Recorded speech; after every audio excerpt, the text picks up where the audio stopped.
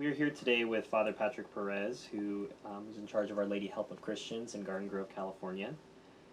Father, we wanted to ask you a little bit about yourself, your family, where you came from, how you discovered your vocation.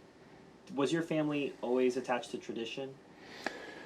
Yes, although we didn't rediscover the traditional Mass until somewhat later. My parents were always very traditional. My mother taught us from the old catechism and this kind of thing, but for quite a while after the introduction of the new Mass, there was no traditional Mass anywhere near us, so we didn't even know. So we did the usual go along with the Novus Ordo until you find out, oh, there's a traditional Mass, within an hour and a half, and then started to go to that. And where were you, and which traditional Mass was that? We were near Father Ottanello's chapel. Father Ottanello is a retired Italian Augustinian who's come over here and has been saying the traditional Mass since the new Mass came in, and he had an independent chapel in Santa Clara County. That's where you grew up. Well, I was born in San Francisco. We moved down the peninsula a little bit, but it was still about an hour from our house. And so you were at his Mass until... Well, my parents are still there. I was there until I went to the seminary, I guess, the whole time. Did you always know you wanted to be a priest, Father? Yeah, good question. The idea kept on coming up, and it was something I really wanted to do, but I felt that, let's keep that in mind. I would like to give that a go.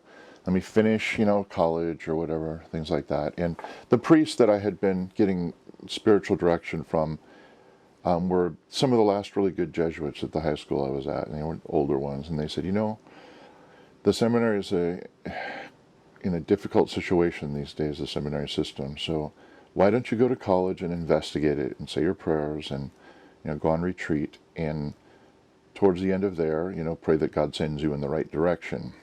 So that's what I did, finish college. And what was there, so that hesitation was partly due to advice. Did you have your own personal hesitation about it? Well, my only personal hesitation was I hadn't decided absolutely that that's what I felt I was called to do. There were a number of possibilities. I was doing the usual college thing. I was dating and whatnot. And so there was also and this is kind of nice, I could see myself married and having kids and going that way. And then when I thought about it, I thought, well, I could also go the way of the priesthood. But the priesthood was where I was in such a state of crisis that it made that option a bit scary. Like, okay, if I want to become, what do I do then? How do I become the kind of priest I think I should be? But at the end, I had to do a lot of praying, and finally I said, look, what do I really think I should be doing with my life now? At the end of it, if I got married, would I look back and say, yes, that is definitely what I should have done? Or, should I become a priest and look back and say, I definitely should have got married? And then I decided, no, I wouldn't be happy being anything but a priest. So at the end, did you have some sort of tolle lege moment, or was it just It was just that. It was be honest with yourself and what do you want to do the rest of your life and with the talents that God gave you, and that's what it came down to. In essence, I think I had to clarify in my mind what was the vocation to the priesthood. And what it came down to is I felt really called to do the things that only a priest ultimately can do.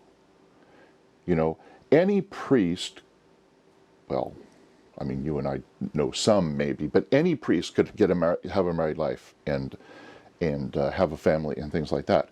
But not everybody who's called to a married vocation can have a priestly life and live out a priesthood that takes a certain special calling and certain gifts and desires. So that's what it came down to. So those Jesuits who advised you knew that the seminary system was in crisis and the priesthood was in crisis.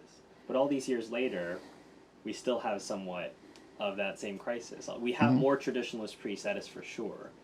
But would you give a young man in that same position the same advice that you were given, that he should maybe go to college and see what's going on there? And It depends on how sure he was of wanting to try the priesthood. I mean, if he were in high school and finishing up and saying, I really think I'm called to be a priest, I would say, go right now to the seminary. Well, now that we know traditional seminaries, back then the Jesuits who were advising me didn't know a whole lot about the traditionalist situation. They only knew their own situation was a disaster.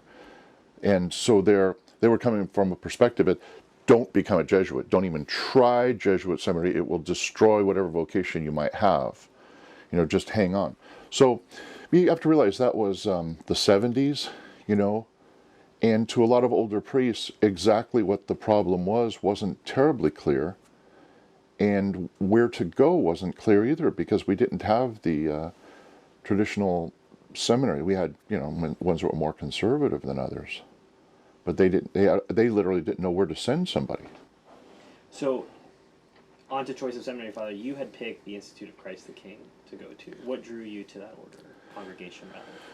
Well, let's see. I had originally tried. See, when I was in the Novus Ordo seminary first. I was because that was the time when I really didn't know what the problem was. I was thinking the problem was that students becoming seminarians were not serious or not prayerful or whatever, and so they were becoming disastrous priests later on. So I learned in my 1 year in that seminary in Northern California that the problem was they were actually selecting for these students who had no clue what the priesthood was. That there was a positive prejudice against anybody who was the least bit pious or least bit Catholic, in that sense. So, Can you think of any examples, Father, that really kind of struck out at you? your time there? I remember this one priest, his name was Father McDonough, and what he was teaching, what any of the priests taught us for the most part, just didn't jive with what my mother's catechism used to say, kind of thing. And I was, well, you know me, I couldn't just sit there and be still. I had to say, well, wait a minute, Father, that's not what we believe, or that's not what we teach, And I remember this priest named Father McDonough, he goes, yeah, he says, I remember I took an oath not to teach you what I'm teaching you now. And so that was the occasion of grace for me to look up the oath against Mother, because I want to know what oath he took. And then when I looked at the oath against Mother, I said, well, they're all doing the opposite of what it says in here. And so I did more research. And so I moved from there to a very good Novus Ordo officially, but traditional, mostly seminary in Ireland. You go up in degrees, right? So this seminary in Ireland was St. Patrick's Thurles, and it's in the middle of Tipperary. Probably the best seminary in the world at the time. Even amongst this was 1983. And what made it so great? They had this continuity. They had the same archbishop who actually was at Vatican II and just objected to everything. And they had the same teachers since the early 50s that were teaching the same courses that were handed on to them before then. So we got a fantastic education in it. The seminary when I was there celebrated its 150th anniversary. It was an established seminary with a marvelous faculty. And people were coming, they were breaking the doors down to get into the place. We were over capacity. We had seminarians sleeping in the infirmary just so they could be at that place. So the education we had from there, we got our degrees, even though, it was in Ireland, our degrees were given through the Pontifical University. So I actually have my degree in theology from a Pontifical University, which is Maynooth. But what they did was the Irish system was Maynooth distributed degrees through, you certified that they had done all your coursework or what. Yeah, and you got it that way. But it was absolutely, the regime, everything, just all the prayers, the wonderful, they used to get in these ancient priests to give missions and do spiritual direction. It was, the president was doing the best he could in a Novus Ordo situation. And in fact, you wouldn't know the Novus Ordo was a Novus Ordo. It was, we'd have Latin Mass with priest, deacon, subdeacon, berettas, dalmatics, tunicles, Roman vestments, just like, the best they thought they could do and get away with.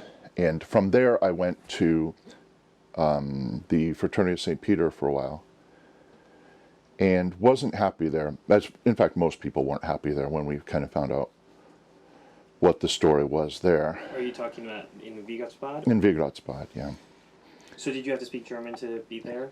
No, I did the French side. You could do either there. Because I was thinking the Irish seminary, they spoke English, but you had to understand probably through the Irish accents, which isn't always the easiest thing. No, and you're completely right. I mean, that's very insightful because, you know, you assume it's this, well, they're speaking English, right? But no, you learn more than that. You learn more than you have to tune into their accents. Because there were professors there, and for at least a month after I arrived, I had no idea what they were talking about, and they were speaking English. But beyond that, it would be a mistake to think that it was our culture translated, using the same language translated onto another soil, because it's an entirely different culture. Same language once you tune into the words, but as different as moving to another, you know, a foreign country that doesn't speak English. So you had to learn about translations, not being just translations of words, but you had to translate them into situations and things that were relevant to the minds you were dealing with. So anyway, I went from there to Msgr. And while I was with the fraternity, you know, just that 1 year, there were, you know, 50, 60 seminarians who were, most of whom seemed to be decent guys, but they came and went. You know, they weren't happy with what they found there. So this must have been right after the Yeah, break. it was that year in the after. early days. I was there in '89. 89. Right? So right after they had broken from the Yeah, society. it was just a, you know, small little thing set up in the guest house place in Msgr. And anyway, so I didn't know what to do. I had come back to the States after there and was trying to figure out what to do. But a number of my friends I was very close to in Msgr had gone down to the Institute, and they called me up and they said, you know, Pat, you have to come to this place. It's our dream. It's everything we want in a seminary and everything we want in a religious, you know, group. So I went there and I was very happy and got ordained there, and that was that. You know, a lot of people accuse the Institute of being very high church and very in love with the frippery and that sort of thing. Is that a fair statement? And is that a bad thing? You know, my experience of it with them is that it wasn't a bad thing. You know, I think some people are kind of uncharitable in one sense, and they go, oh, they care more about dressing up than they care about somebody's souls or something like that. And that's not true. They like to wear the things that the church approved to wear, the lace surplices, this kind of thing. But I think their perspective is you're giving glory to God by dressing up for His ceremonies or in general and things like that. That was their attitude, not to look all prissy and like the Renaissance Frenchman or something like that. But no, I didn't find that was their attitude. But you had a very good experience in Greek Luciano? Yeah. And how long were you there? Well, let's see. I was there. I got there probably towards the end of '89, beginning of '90, and I was ordained in '93. And then I was with them 2 years in several different parishes as a priest after that. In the United States? No, in Europe. Who ordained you? Cardinal Stickler. And where? In Grigliano. Did you get to talk with Cardinal Stickler? Oh, tons. Yeah, before and after and what during. What was your impression of him? A very, very learned, holy, and humble man. The very best of them. I mean, he was, for a period, the oldest cardinal, and really the only traditional cardinal. Was he still saying the traditional mass? He was only. Well, not only was he saying only the traditional mass, he was going around giving conferences on why you shouldn't have anything to do with the new mass. But since he was, who he was and how old he was, they didn't figure it was worth making a fuss about. Let him just die out. Of course, he took some time to die out, thanks be to God. So he was the only traditional cardinal that you knew of that was still adhering to everything. So then where in Europe did you work? My first place after ordination, see, as a deacon I was in different parishes too, but as a priest I was in Spain, and then I was in France. In Spain and France and these dioceses, were you there by tolerance or were you welcomed as far as the Institute's apostolate? Do they want you there? I didn't get the impression we were overly wanted. In fact, many places that the Institute was in, they weren't that welcomed with open arms kind of thing. It was, well, we'll let you stay here if you want to. And sometimes there was even restrictions. Now, I wouldn't tolerate these restrictions on myself because I don't think you could have any kind of a ministry, but some of the Institute priests were put in situations where they weren't even allowed to give catechism. The deal was, well, we'll let you say your Mass here once a week, but aside from that, you can't do anything. But did you have to say the new Mass, or were any of your I've colleagues? never, no, we never. Did you have to go to the Chrism Mass? No. Some of them did. I did not, but the superior, I don't know if all the superiors even went to the Chrism Mass, but they were certainly invited. And we had we had no truck with the Novus Ordo at all at that time. Now you see, like so many of the other ones, the other groups that are in the church now, the Institute went through several changes over the years. And when I joined the Institute, when I was ordained even, and when my other friends and things joined and were ordained, the Institute didn't come under Ecclesia Dei. We were given our faculties by a bishop in Africa. We supplied him with priests. He gave the Institute juridical standing. So you were incarnated into his diocese? Right. And then you were free to operate in these other dioceses right. through your incarnation? Yeah. And later on, Rome decided they wanted all their eggs in one basket. They didn't want any traditional organizations that fell outside of the control of Ecclesia Dei. So they called Monsignor Vach down to Rome, essentially read him the Riot Act and said, well, we're changing some things. And, well, for example, before this all happened, when I first joined the Institute, there was no question. We never saw a 1962 missal. We kept the 62 missal. You know, every library has a place they call hell. Yeah, it's like the bottom shelf somewhere where you have to have the Vatican II documents, just to show what's wrong with them. So you put them in the hell part of the library. Well, the 62 missal was in the hell part of the library. We never use it, except somebody was coming from Rome. Oh, we put it on the altar if they wanted to say Mass, and then put it away again. In fact, not even 60. We use pre-55 for everything, Holy Week and whatnot. And the Master of Ceremonies and the liturgy. Oops, messing your microphone here. That was me. The Master of Ceremonies and Professor of Liturgy for the Institute was just a brilliant, brilliant priest. Father Frank Coex was his name, Quoex. He died. He wasn't. I don't think he was quite 40. He got cancer and seemed to run in his family, and unfortunately was taken from us. But he was probably the only person I knew, or well, he was, maybe the only person who actually existed, that could do a papal ceremony and had all the details memorized for it, should the occasion ever have arisen, which somehow it never got used, but he could. He knew how the old papal Mass went and all this. This is the kind of thing he studied in Rome when he was working. Like with 3 or 4 different MCs, right? That kind of thing. Yes. But and he insisted.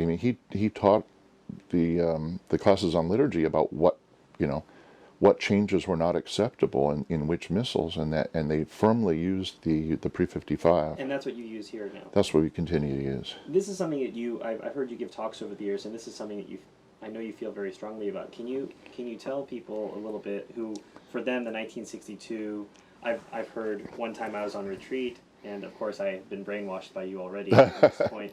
So I had been making the case. It was a congregation that uses the 62 missal, and I was on an Ignatian retreat, and the priest had remarked, he says, yeah, but do you really want to do all that flipping around, in the missal? And I thought this was a very flippant.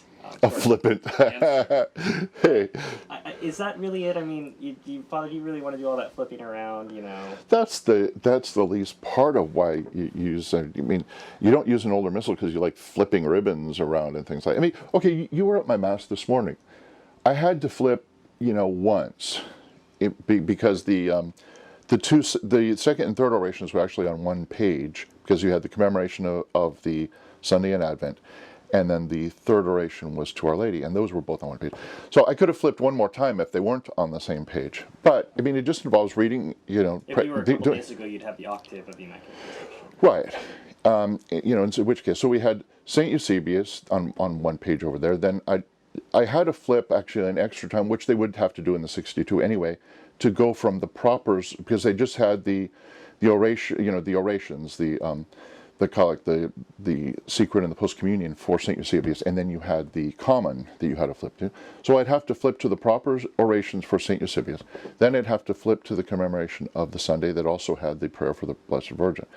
Now, that isn't, and you saw that it wasn't like standing there wondering where you're going and just flipping at random until you get there. You set up the missal beforehand, you know which ribbon is which, and you turn to it at the appropriate time and you make it work. So, they like to say that, but if you wanted to talk about why the pre-55 missal, I feel, I do feel strongly because it's simply right. First of all, the pre-55, the immediate, whatever edition was right before pre-55, and depending on which printer did it, there were different ones in different months and different. But let's say the immediate pre-55, latest one without the inclusion of the new Holy Week in it, that was really the end of the organic development of the missal. And what I mean by that is, over the centuries, we're not pretending that the pre-55 missal came down in a parachute, in the first century. The missal developed organically. Prayers were added, feast days were added, propers were added, all which is laudable and acceptable for a missal. But in 55 then, what happened? We have the introduction of a new rite. And this is the new rite of Holy Week. It specifically says in quo primum, one of the things you can't do is add new rites to this missal. Not only that, the nature of the changes to come up with this new rite are of such a nature that I don't see how they would be acceptable. What happened, so for people who don't know, Pope Pius XII in 1948 created a commission for the reform of the liturgy, quote and unquote. Now, what he had exactly in mind, we're not too clear on, but he did hire, as a secretary, but later he moved up in the game, one Father Annibale Bonini, who was, a problem later on, one of the principal authors of the new Mass, but he got his start in that committee. And they began looking at things. Well, one thing they began immediately on was changing Holy Week. Now, the reason for doing so, or their justification, was the fact that the French Episcopal Conference, whose spokesperson was Cardinal Leonard, who was the one who ordained Archbishop Lefebvre, they asked, actually something fairly reasonable for once. You wouldn't expect, but I know you're expecting like to drop a bomb, but they asked for something fairly reasonable, for the original times of the celebration of some of the things in Holy Week to be restored to where they should be. Then, for example, you wouldn't have the Paschal Vigil being celebrated at 6 o'clock in the morning, which didn't make any sense to anybody, really. It just kind of, over the years, and then it ended up there, and all we have to do is say, fine, we'll put it here. Okay? So that's all they were looking for. And what happened was that the Bonini and Company used that as an excuse to totally redo Holy Week. Now, this was something of a shot across the bow, because they knew if they could get away with replacing Holy Week with the new rite and making radical changes, unsubstantiated, uncalled for changes in the rite of Holy Week, if they could get away with that, they could go on to phase 2, which was changing the Mass entirely. And the implementation of Holy Week, was it done ad experimentum, or was it done, because I know that people didn't use it? It was done ad experimentum as they concocted, they worked on parts of it at a time. And as they would finish a particular day in Holy Week, whether it be the Paschal Vigil or Good Friday or whatever, they would publish that as kind of an off-print kind of thing. Xerox it or mimeograph it, whatever. And they would send that around. You had the option of using it when it came out. So it's beginning 1949-ish. When the whole thing was done, it became mandatory in 1955 from then on. And they use this newspeak term, the restoration of Holy Week. Exactly, exactly. But it wasn't a true restoration, I might add, unlike some. Restoration means you bring back something in its pristine beauty that actually used to exist. You restore it, like a Model T car. You get it, it's rust or whatever. You restore it, you set everything right, you repaint it, you make it just like it came off the assembly line at the Ford factory. Their restored Holy Week never existed. And not only that, you see, they employ, we don't need to go into their Freemasonic connections because that's the subject of a whole other book or interview, but they employ the tactic of the Freemasons, the French revolutionaries, audacity. So they were saying that you read this, their introduction, you read interviews with Bonini, and he's talking about, we restored this to Holy Week the way it was in the time of whoever he said, St. Eusebius or somebody like that. I forget which saint he used. And there is nothing there. You can search the whole Vatican library. Citation. Totally fake. He didn't cite anything. He said it out of thin air. He didn't cite, as it says in the Liber or whatever of 900 AD. This is what it was. There is no evidence that in any book anywhere that what they came up with was ever celebrated. On the contrary, I like to save little things from time to time just to prove a point. Oh, sorry. Later. So I keep things like this around.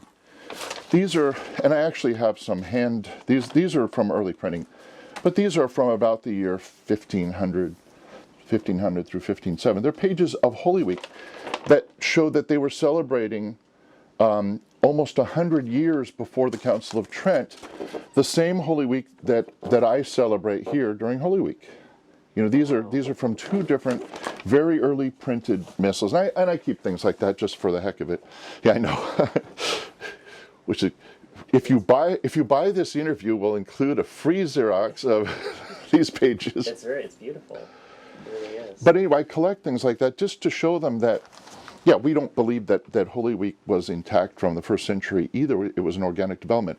However, the furthest back that I've been able to get anything either printed or autographed, written by hand, it is the same Holy Week that existed till 1955. I mean, exactly. Old books like this use abbreviations because there was a transition from writing things out by hand by scribes to printing. And what they did is they started printing the way the scribes would write them out by hand. And there were a number of abbreviations that scribes would use, so they didn't have to write out the whole word. If it was a word that they knew, like dominum, they might put DMN and then put a little tilde over it to show you there were letters missing or something like that. Anyway, I have collections of these things just to say, look, this is well before Trent, and it's the same Holy Week.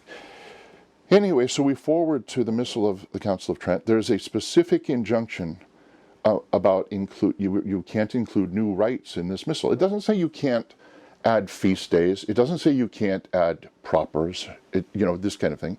It says you can't add new rites. And there was a reason for that. The reason was because that the Council of Trent met, and one of its products was the Catechism, of course, and the Missal, was to construct a bulwark against the errors of Protestantism. And they realized that if you can change this Mass or put new rites into here, you are putting the proverbial hole in the dike, and you can let the floodwaters through. Anyway, this is a point that several priests understand, and many don't because I guess they're not informed about it. And others just really aren't interested because what they say is, well, the 62 was approved and so it's a matter of obedience to use it.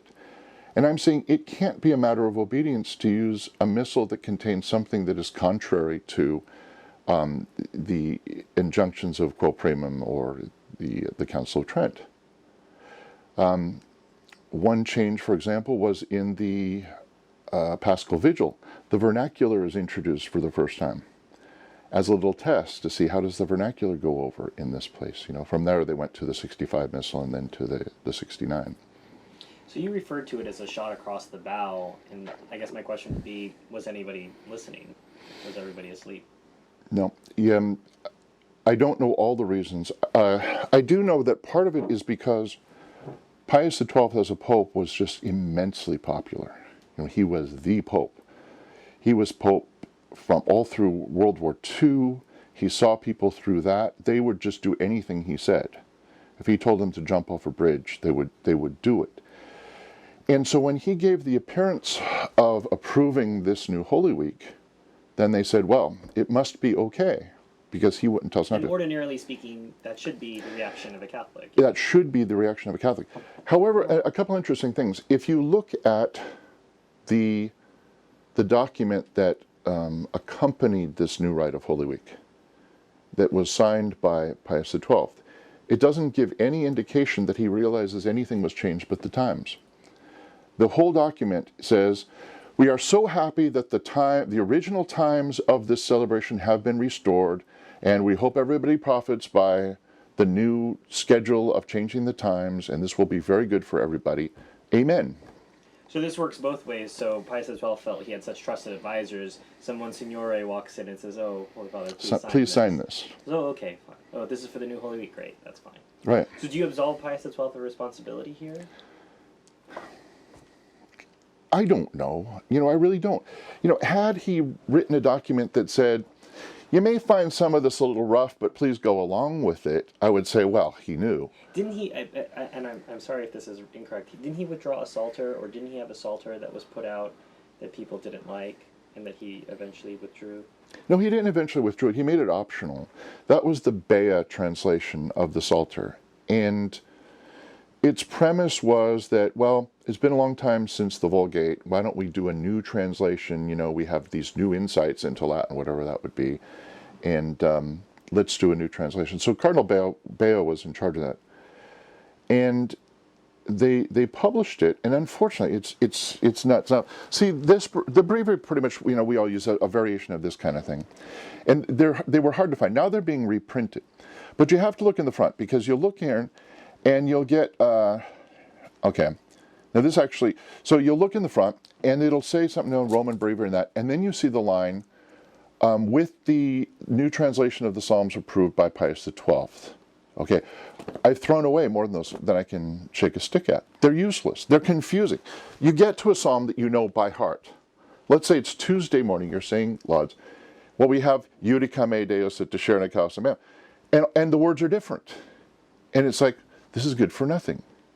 And it just confuses people. So, I've thrown away more of those than I can shake a stick at. But anyway, to his credit, Pius XII, from the very beginning and always made that optional. Unfortunately, the majority of the printers of breviaries instantly put it in and did away with the Vulgate. It's a way to make more money. Yeah. So there were a couple. This is a MAME press from Belgium and Rome and these kinds of places. They were one of the ones. That's why the binding looks so familiar, because the new ones, even the new ones, look a little bit more modern than this in most cases. But this binding is that one particular printer who kept the Vulgate translation of the Psalms. So everybody's looking for that. So you said he didn't make the Psalter mandatory, but he did make this Holy Week mandatory instead of optional. Well, like I said, you can argue about the language he used in the document that accompanied the so-called Holy Week restored, because all he really did was say, yes, we ask that everybody respect the new times of the celebration. Isn't it nice that we have the times back to what they're supposed to be and everything's restored? So was it some sort of command? Well, it was translated through the chain of command as a command. And people took it that way and switched over to as soon as the new rite of Holy Week came out. Now, part of giving it the nature of a command comes from Pius XII's popularity. Did he give any censures for not doing it? No. And some priests around the world did not use it. Very few. Very few. Now, Father, you said that some priests who have been told about these things, they don't care. Right? And maybe some faithful feel that way as well. what would you say? A, why should they care?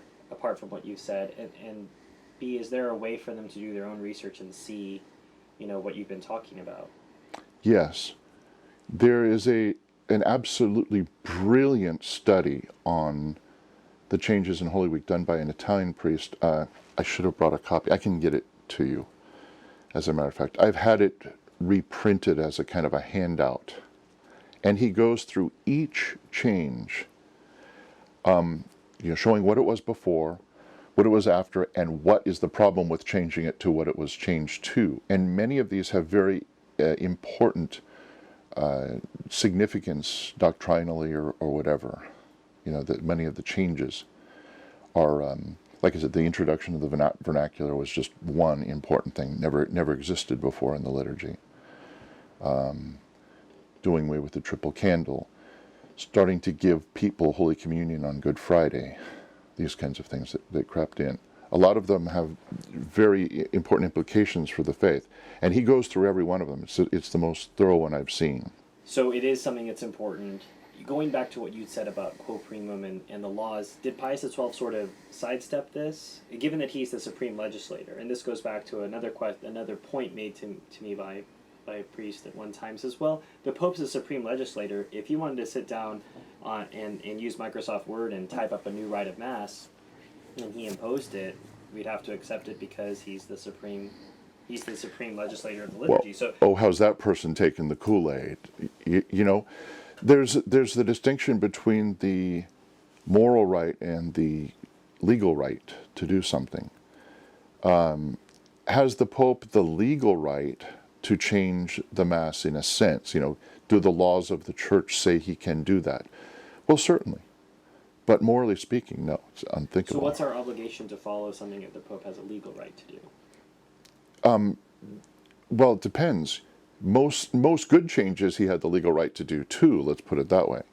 So if it's something good, but if it clearly contradicts the constant practice and magisterium of the Church, you just have to say, well, yes, legally he could change that, but morally I'm obliged not to follow that thing that was legally changed.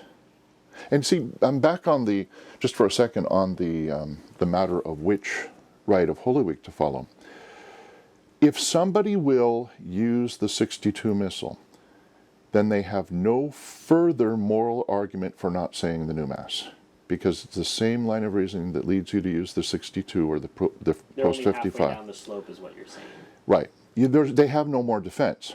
They go, well, it was a matter of obedience to accept the new rite of Holy Week and to use the 62 Missal. Now Rome, whenever it quote-unquote allows the celebration of the traditional Mass, they make pains to specify it the 62 Missal, which has to make you wonder, why are they insisting on the 62 Missal all over the place?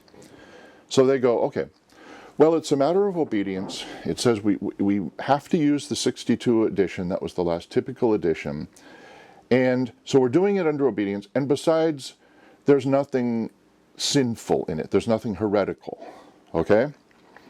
Now, I'd be quick to point out, there's nothing heretical, strictly speaking, about having a hula dancer in the middle of the liturgy. That's not any heresy I can think of. There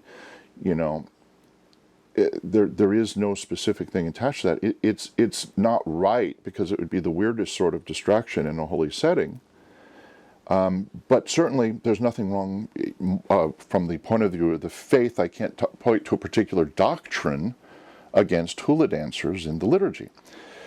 So what they say works against them, and because you can go, the Novus Ordo has no specific in its latest translation, in the earlier versions of it, in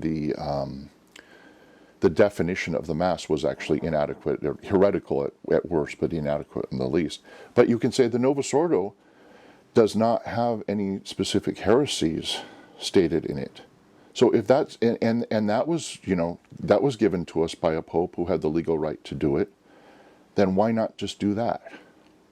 If you use the same reasoning as applied, to the 62 Missal, that is this weak reasoning that ultimately doesn't make any sense, you have no further reason against the Novus Ordo, and they've got you there.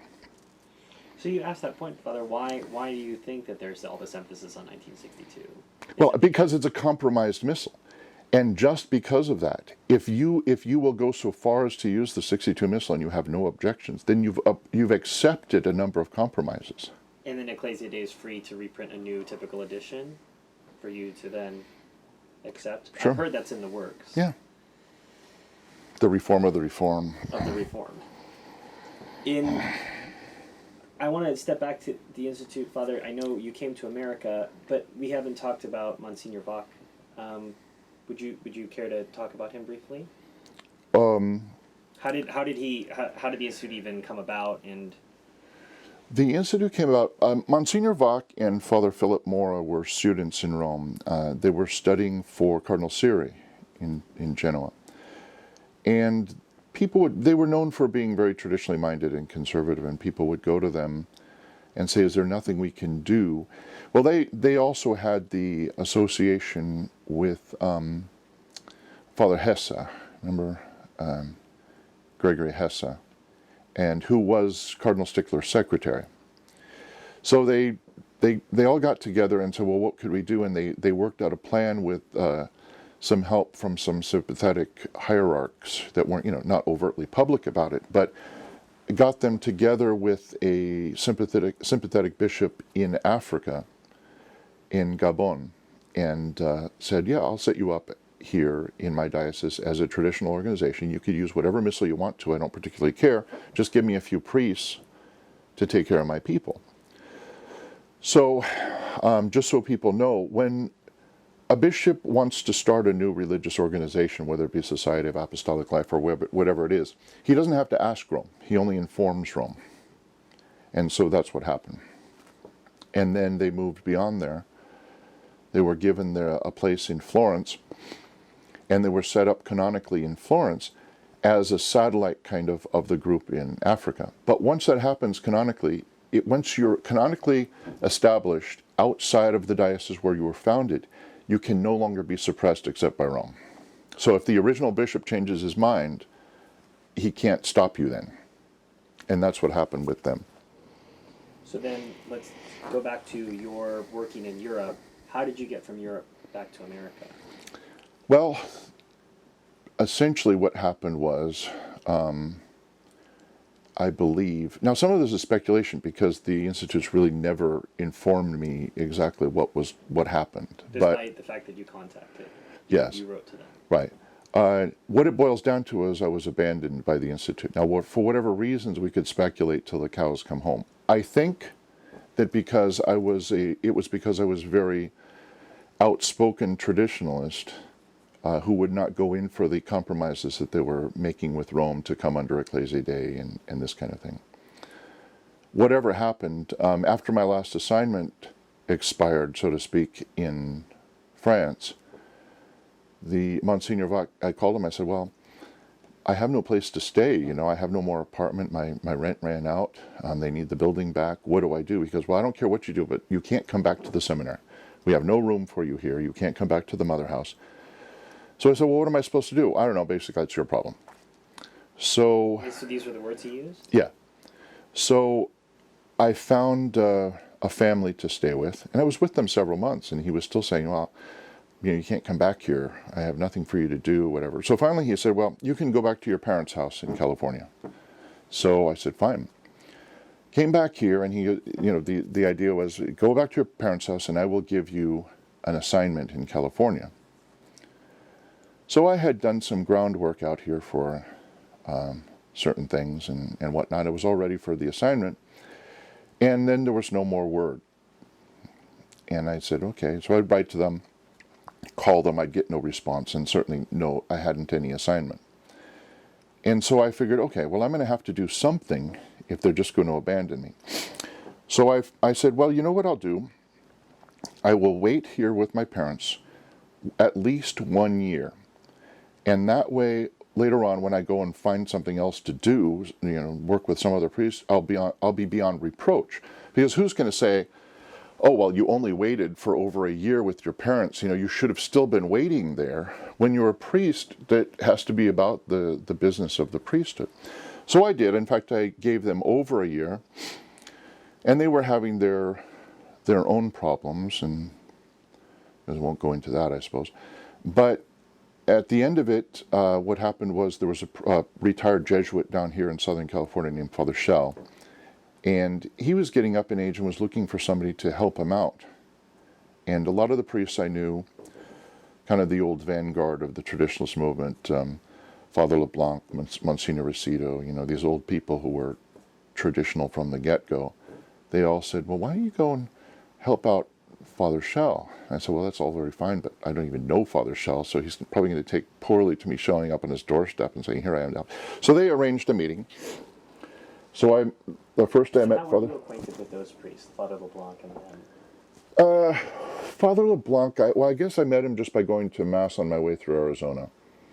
And also, later on I helped him out a little bit there at his place, like, during Christmas season or whatever, Easter.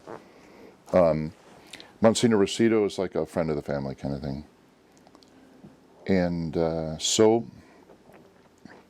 they introduced me to Father Shell. So the first day with Father Shell, I met him, he goes, okay, show me how you say Mass. So, he, like there, and... Like you were being inspected in the seminary when you did your... Yeah, it was even worse than I think Father Coax of the seminary was a lot more forgiving. But at the end, he just looked at me and goes, fine. He goes, well, we'll give it 6 months and see how it goes. So at the end of 6 months, he didn't say anything. And so a few years later then, I was with him for about 5 years. When you came, the community he was with did not have a property yet, or did they? No, well, they had a place for the school, which was actually an expanded house, not too far from where we are now, about 10 minutes drive. There was no church. They were renting we called it St. Condor's, because it was Alameda's middle school over here, and their mascot is the condor. And so where we used to have Mass, it said condors all over the walls. That was St. Condor. But anyway, so I was with him about 5 years, and then he decided that he was happy with me, and things were all right. And so he retired and handed everything over to me. We got this place just after he retired, the church and the school property. And actually shortly after closing the deal, he passed away. And in fact, his funeral Mass was really the first real official kind of Mass we had here. And we had to work for like over a week, night and day, just, hammering in 2x4s and covering them over with cloth so it looked a little bit respectable and things like that, just to get it ready for his funeral. So. What was the reaction of the faithful? They'd already seen you for a while, so was there this sort of resentment? I know can be sometimes an attachment to a particular person. Says, well, it was Father Shell, and well, we're not going to be with this newcomer. And did you have to deal with some of that when you first came? No, of course, traditional Catholics being what they are, when I first came, they go, where are you from? Who ordained you? What do you think about this? What do you think about that? Whippersnapper. And so I would answer them. But then Father Shell was very much my defender. He came out, we wouldn't be at the same place at the same time, so he wasn't saying it with me there or anything. But he said, I chose this priest, and he's all right. I've checked him out. And Father Shell did. He wrote to people. He wrote to Michael Davies, was I okay? He did this kind of thing. And so he put his reputation on it. He says, look, you've trusted me for, I've been here 25, 30 years with you. I chose this priest, and I approve of him. So if you respect me at all, you'll respect him. And there was no problem. So you're the sort of Orange County traditional Mass. The Norbertines, I think, have some traditional Masses. Yes. Down in the Mission. They have some around. They have down at the Mission, St. Mary's by the Sea, the Polish Center, St. John Baptist Parish. They're peppered around different places. So you're the sort of independent traditional Mass here. Yeah, I guess I'm the thorn in the side, right? And then the Society of St. Pius X has San Pedro Chapel. Yes. So, if you look at it, okay, here's the influence of our parish would be right here. So they're all placed very well. San Pedro would be kind of up here. Arcadia, which is the other SSPX place, is kind of up this way, and then Colton, the other SSPX place. So we have the area pretty well covered for the traditional sacraments and things like that. And it just the placing of it is very good because really, unlike some places, you wouldn't have to drive any more than an hour or two at the most, no matter where you lived in the counties around here to get to one of those traditional masses. You know, there's some places, right, like every so often we fly to Korea because there's no resident traditional priest or no weekly, daily traditional mass in the whole country of Korea. There's SSPX priests who fly over there from time to time. We fly over even more infrequently. But you have to say that we're pretty blessed here, even if you do have to drive a bit, because it's still here. Yes, I've heard that before. That I think I was interviewing Father Couture, and he said that they did a mass in China. These people would drive down, or they took the train 6-7 hours, and that was the only mass for the whole year. So sometimes we can be very, especially in America, I make the point that we're very spoiled. Not only do we have daily mass, but multiple daily masses within 40 or 50 minutes of each other. Yeah, when we go to Korea, there are people who take the train 8 hours each direction to have their marriages blessed, to have their children baptized, go to confession, go to Mass, receive the Blessed Sacrament, whatever. It's just incredible. And it's non-stop. Non-stop. We might stay for 2 weeks at a time, every single day, all day long. It's, well, here's your appointments for today. And, these ones are coming from wherever, They speak English. Well, our hosts and hostess, they're professors. So they're the interlocutors for you. They are. They translate everything. And for confession, it's really kind of funny because we have this booklet, not nearly as big as this, but they open it and it has all Korean on one side and then it has the sins in English on the other side. So they look through it and they'll say, okay, this one here and then this many times or whatever. And then we say, okay, so confession's over and we'll go like where's my visual aid in my pocket here? We'll go like that and they get it. It doesn't get as intricate maybe as some confessions can when you're speaking the same language, but it works. And so but the rest of the time, like for our sermons, you have to get used to trying to keep a coherent line of thinking in your head while you're saying a few words at a time or a line at a time and it's getting translated. But it's interesting, and there's a lot of grace that comes out of it. So how often do you go for? We try to get, I've been 5 times. Father Satanovich has been once. Most traditional priests in California have been over to the same place at least 2, 3, 4 times. But we try to get a priest over there once a year, anyway. Wow. It makes you feel a bit more grateful for where you are. So, Father, you mentioned the Society of St. Pius X. Obviously, they're neighbors as far as the apostolate. And you get to partake of confirmations when they come do their tour, and you can handle your faithful that way. They've had a lot of dealings in these last 5 years with Rome in terms of there was the unexcommunications, there was the freeing of you could say the freeing of the traditional mass beyond 1988. We talked a little bit before the interview about whether or not you thought there would be an agreement made, and we agreed that there's this use of the terminology a different religion, a new religion. I've heard it used universally by most traditional priests. All of the traditional bishops that I've ever interviewed have all said new religion. So to that point, some people would say, if it is a new religion, why talk to these people? Why not simply denounce them as not part of the same religion as you are? What would your response to that be? Well, while one can analyze the statements and pronouncements and writings of the post-Vatican II hierarchy and clearly see that large parts of it are at variance with the faith as we know it, I think it was a different thing from the experience that Bishop Fillet has been describing. He has been meeting with them, his chosen delegates and theologians, meeting with their chosen delegates and theologians, And I don't know if they were ready for the experience they were going to have.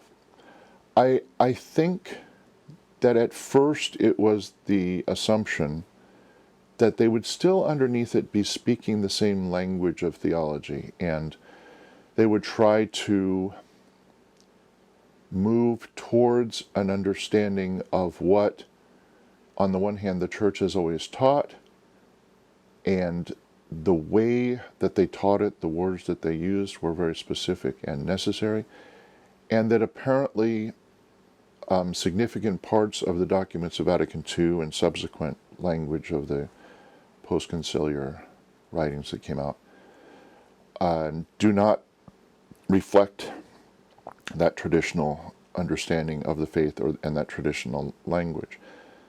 And I mean, we could go into that, but of course most people would be familiar with the issue of religious freedom, the document on religious liberty and this kind of thing. Well, I think what they met was, probably with some horror on their part, was the fact that they're not speaking the same language. I don't think they expected that. But if I can both read what Bishop Fillet has been saying and maybe read between the lines, I think they've been encountering a situation where they are speaking apples and oranges. We have the Pius X delegation showing up with the traditional armory of Thomistic theology and classical proofs, classical ways of speaking about our faith and what we believe. Accepted methods, I mean, up till 100 years ago, let's say, in any seminary in the world for discussing the body, the deposit of faith. Not just accepted, but mandated. It was just the way we did things. You had to be Thomistic in order to be in a Catholic university. Well, what they're meeting with is a language that is completely atavistic as far as the faith goes. Some of the words are the same, but they don't mean the same to the people who are using them as they mean to a Thomist and whatnot. So they're at loggerheads with them. And I think that is the part which was surprising to Bishop Fillet and his delegation, and is very much disturbing to them. Because, once again, reading what he says and reading between the lines, they're resigned to the fact that for the moment they're really not going to get anywhere. And they're not getting anywhere. All of the details can't be known to, low life like myself, but we just, we have to read the very guarded statements that come out from the different people. Bishop Galarreta has made a few general statements about how things are going. Bishop Fillet has an occasional progress report, but since they're bound not to reveal specifics, we can only do what we do. And so for that reason, you've stated to me before that you don't think that they will make any sort of deal with Rome.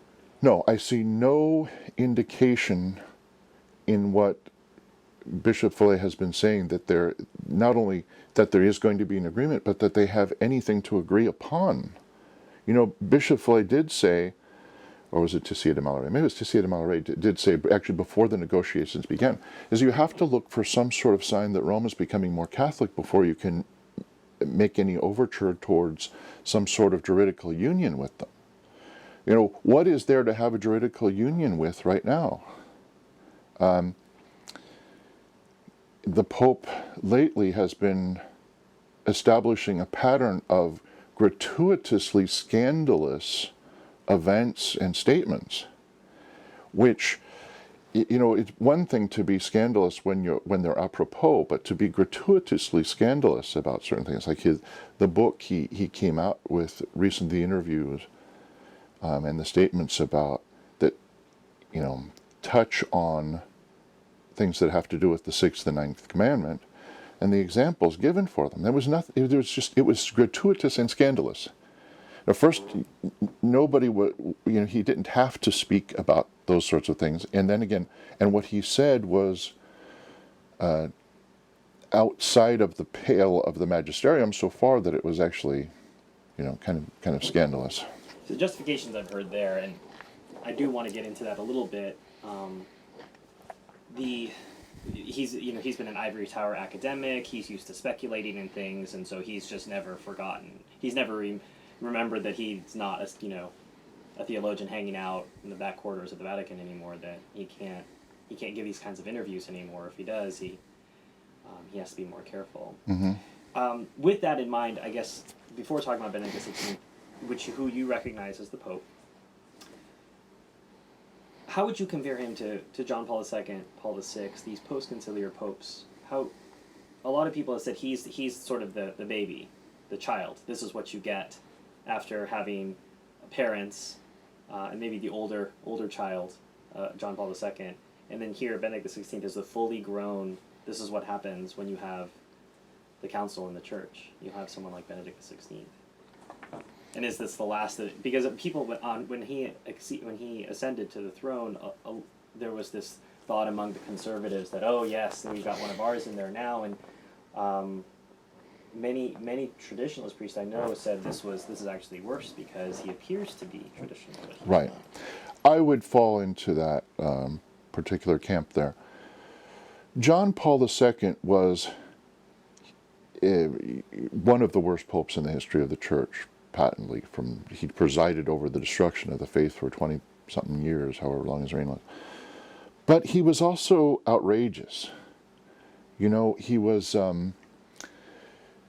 outrageous meaning he did things which were so totally obviously bizarre, like these liturgies with the topless women and being anointed with the sign of Shiva and kissing the Quran and things like that. That it's like it was a roller coaster ride in one sense, but then you came to expect it because if you visit Poland and the places where he was Archbishop Krakow and before he became Pope, you see the evidence that he was outrageous even then. I mean, the liturgies he was having in the 50s with the bizarre vestments and things like that. So that's maybe what you expected out of John Paul II.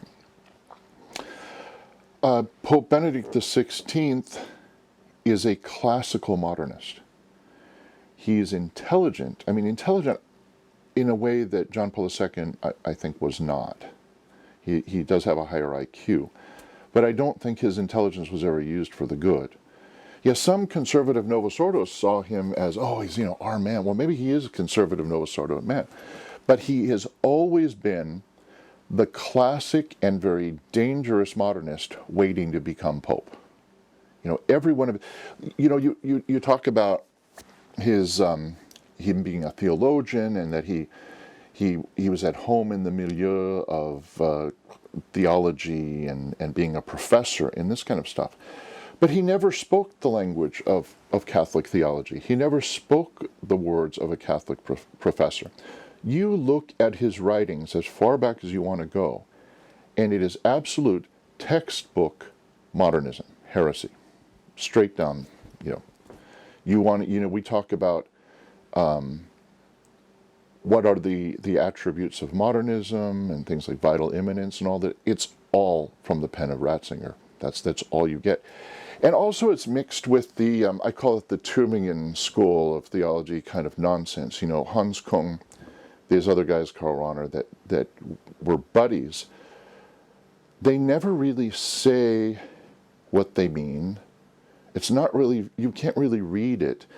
And they use a purposely sophisticated, in the sense of sophists, sophisticated, kind of language that really can be taken to mean anything you want to. You'll say, well, can we have a proof for, give us one of the classical proofs for the existence of God? And they'll go, well, in the most substantial way that reaches to our deeper selves, what we have is the Omega Man reaching the point of, and then you're going, and that's what we have in Benedict XVI. You see that modernist who was waiting, and John the 23rd went straight to the Holy Office after he was elected and pulled his file. And said, I'm not a modernist. Yeah, and then went on to prove it. Case closed. But Benedict couldn't have gone to see that file because he was the one who kept those files. Right. So there was no file on him. And so a lot of people say, he's the most prolific theologian of our time, and so... Well, does prolific mean the amount written, no matter what it was? Maybe he was, Well, and so that is in itself that assertion is the proof. So since he's written a lot of books about theology, no one's contradicting. Try reading one of them. Have you read the new encyclicals that he's put out? Well, I've read a paragraph or two, just enough to see it's the same. It's a little bit better than John Paul II, whose favorite person to quote was himself.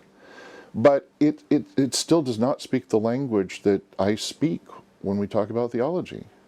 And by his own admission, he goes, people think I'm, remember that interview he did? He said, people think I'm this big old conservative and I've turned more church. He goes, I'm the same Father Ratzinger.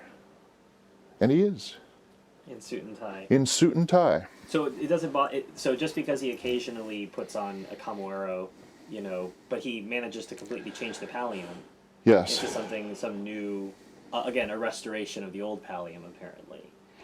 Well, when you think about a true modernist, a true liberal will be everything to everybody.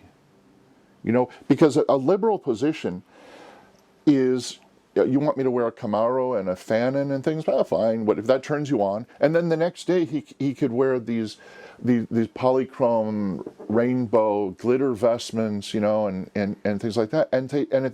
But if that's the crowd he's playing to where he's doing that, then that's fine too. So it makes sense that he went and did all of these Fongombo traditional ordinations prior, and now he definitely can't do that. And won't. Before it was part of playing the field. Now it would be making a papal statement that he's not willing to do. We had this hubbub where Bishop Fillet said he believed that the Holy Father said the traditional Mass in private. Now what he was basing it on was that he had met with Benedict XVI, who said something about the Gospel of the Day, which happened to be the traditional Gospel of the Day from the traditional Mass, which was not the same as the Novus Ordo. So Bishop Fillet extrapolated, I guess, to believing that the Pope privately celebrated the traditional Mass. Well, his spokesman for the Vatican sacristan, or whatever the guy was, came out with an official statement that in no way, shape, or form does he ever celebrate the traditional liturgy. And he was very quick to have his spokesman come out with that statement, because now it's a different thing. You had mentioned this sort of gratuitous scandal, and obviously there's a timeliness to this interview in that this interview has just come out and it's been misinterpreted all over. You said gratuitously scandalous. What do you think is the intended or unintended worst case effect of the statement, as not only as it was reported by the media, but even if you look at the text, what appears to be in the text a lack of defense of the traditional Catholic teaching, and even further, a sort of shadow implication that the Church does approve. I think that he says in certain cases, I think was the phrase he used. Yeah. And then people were playing games about the translation. He says, well, maybe he said it in French or Italian, but he approved all of the translations. So what do you think has been the unintended effect, especially in one of the few things that people still say that the conciliar church holds out in? They say Belcite abortion or and contraception, and now has the conciliar church now even folded on contraception by this? Yeah, one of the worst effects will be that to give the impression that this question is somehow open. And they'll say, well, this Pope made these statements, and he's the Pope, therefore, because there are those who believe the Pope always speaks for the Catholic faith, and kind of weaning them from that way of thinking is a difficult thing to do. So there's that. One thing, I don't know if this could be, God always allows the positive to come out of the negative, and I was hoping for this in a bigger way under John Paul II, but maybe this might happen too with these recent doings and statements, is that Novus Ordo conservatives, you were just mentioning how they're, this man is made from heaven, he's one of us, he's, now at last we're traditional, the traditional Mass has been freed, and all this kind of stuff. Under John Paul II, I remember, this one priest, Father Joe Fessio, a Jesuit, wrote quite a good paper. Now Father Joe Fessio was one of these Novus Ordo conservatives, Reformer of the Reform type. Yeah, Reformer of the Reform type. But he wrote a very good when the Holy Father then, John Paul II, said we can't have altar girls, and he wrote a very good defense of that, why you can't have altar girls. Then later on, when John Paul II says, well, now you can have altar girls, I was thinking, the Joe Fessios of the world, they've got to just take this as the slap in the face that it is and realize what they're dealing with. I mean, they put all their time into defending stuff that he's flip-flopped on. So what I'm thinking is maybe if there's anybody who's teetering on the edge, who still thinks that there's some sort of great white hope in Benedict XVI, I think they'll look at this and say, no, this is the straw that breaks the camel's back. But what really bothers me about his statements, yes, they were scandalous. His example, I mean, I won't scandalize anybody by repeating what it is we're talking about. Go look up the stuff yourself. But what bothered me about it is there was, in true modernist form, and I hope people notice this, there was nothing of the supernatural in what he was saying at all. It was all about practicality. It was all about practicality. There was nothing about the law of God, the way things are supposed to be. We had just gone through the great feast of Christ the King, where the church is supposed to proclaim that the world's only hope for peace and stability and to prosper is the social kingship of Christ with all that it implies. And he just completely skips over that to this absolutely naturalistic, practicality-based explanation of what he's thinking in areas of the 6th and 9th commandment. That's, to me, what was most disturbing about the whole thing. He's just following in Paul VI tracks that the EU and the UN are the great white hopes. That's right. The Vatican II documents, a lot of people don't realize, they call for that. The Vatican II documents call for the New World Order with the UN to be the universal police. That's in the documents. Father, I think it's interesting you mentioned that this would lead people to think this is an open question, because wasn't this the same effect when Paul VI convened the council to discuss what he would release in Humanae Vitae? That, let's talk about it because it's an open question. And a lot of Catholics were hoping, okay, so hopefully he'll rubber stamp the new modern practice. Rubber stamp. Yes. And that this sort of sense of it being an open question is again being resurrected. And then Paul VI, and everyone has, I hear different stories, but against his own conscience, he reaffirmed the traditional teaching. And people look back at Humanae Vitae, and I've heard some say it's a disaster, and you see seeds of destruction planted in it, and some say that it's an excellent document. And where do you come down on that, Father, about Humanae Vitae? Well, the wording of it in certain cases is inadequate. Certainly, a number of people who were going from a more Thomistic kind of viewpoint would have written it more clearly. For example, the recourse to natural family planning and things like that is it's not explained well enough, because if you plan to permanently, for example, if you plan to permanently exclude children from a marriage, and that's your intention from the beginning of a marriage, it doesn't matter if you plan to permanently exclude them by natural or unnatural methods, you see. The marriage would be invalid. And that line is not very adequately explored in there. He gives you the impression that you can do whatever you want to as long as it's quote-unquote natural, which is not the philosophy or the theology behind what's going on there at all. So that's an objection to Humanae Vitae, I guess. Lack of precise, solid language. If we were going to be Thomists about it, which we keep on coming back to that, but you have to be, then you look for the philosophy and the theology that govern, whose principles govern the issue you're talking about. In this case, we're talking about the sexual act, which was created by God to be between a man and a woman in the context of marriage only for the procreation of children. That's it. There you go. How much more do you have? Do you have to write volumes on that? Do you have to bring out, spurious examples about some guy earning his living in a demonic fashion and what he could have recourse to and not to. No, you teach the principles of God and the social kingship of Christ, and that's it. You could write a one-page Humanae Vitae if you wanted to. And here's what it is. Now, if you do anything to mess up any of that, then you're sinning.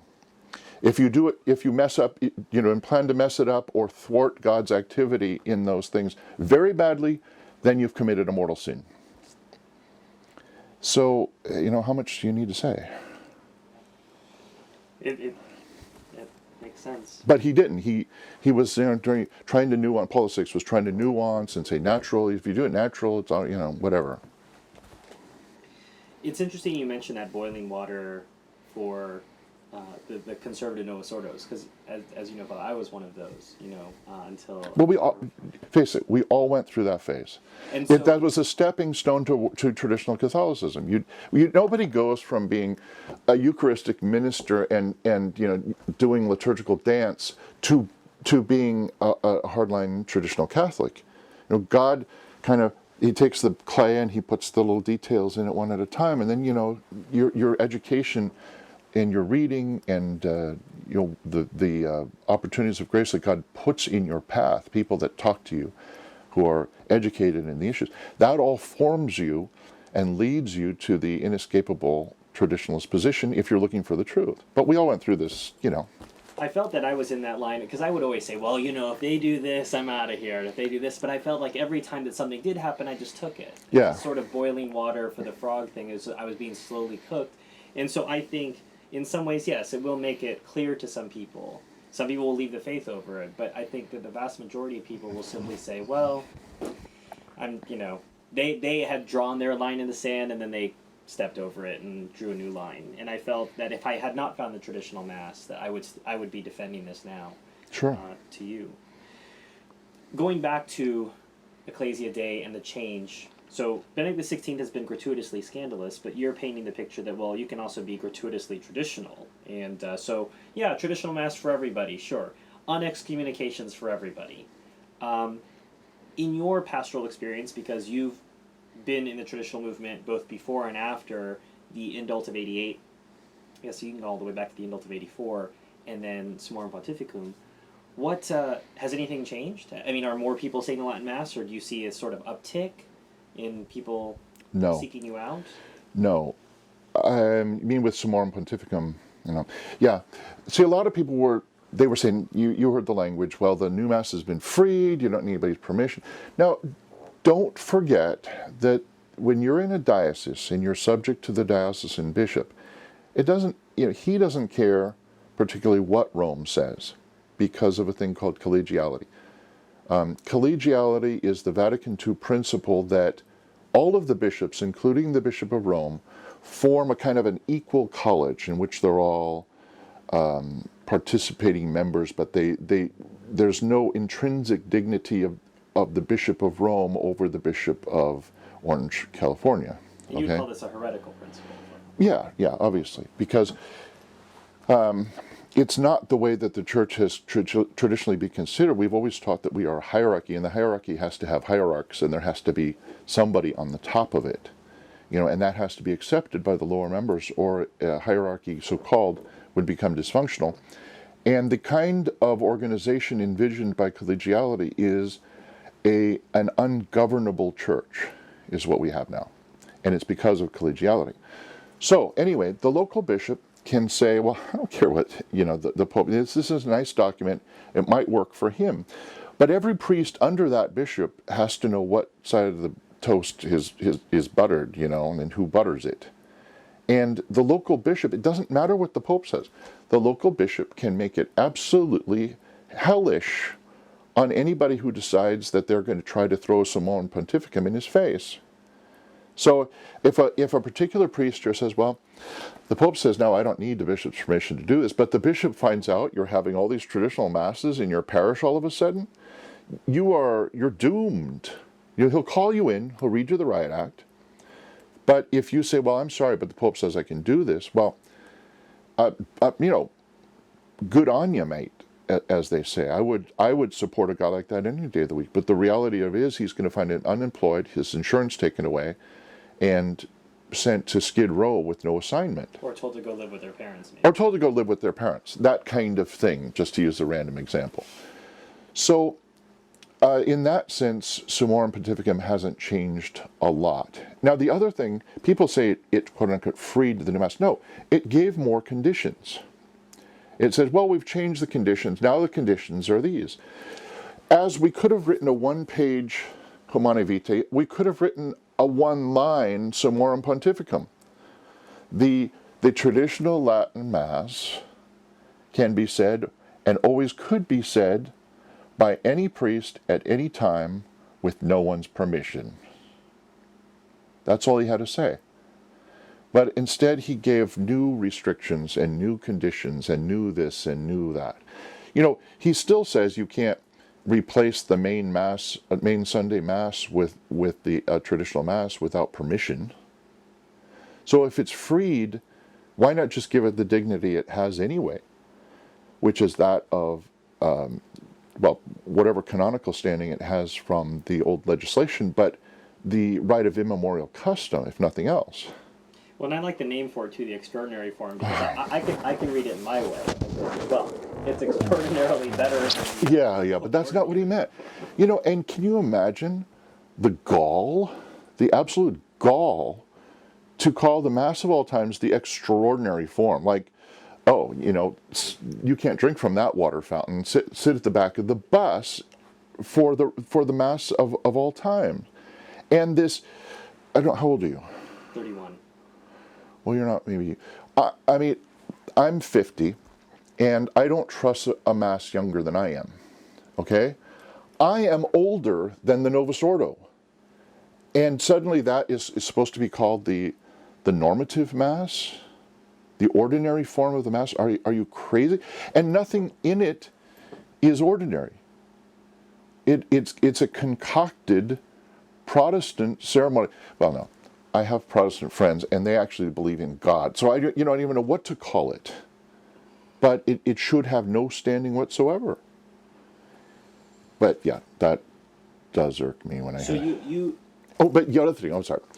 But what really irks me is when these Ecclesia Dei organizations like the Institute of Christ the King or the Fraternity of St. Peter or whatever, they try to just kowtow to modern Rome.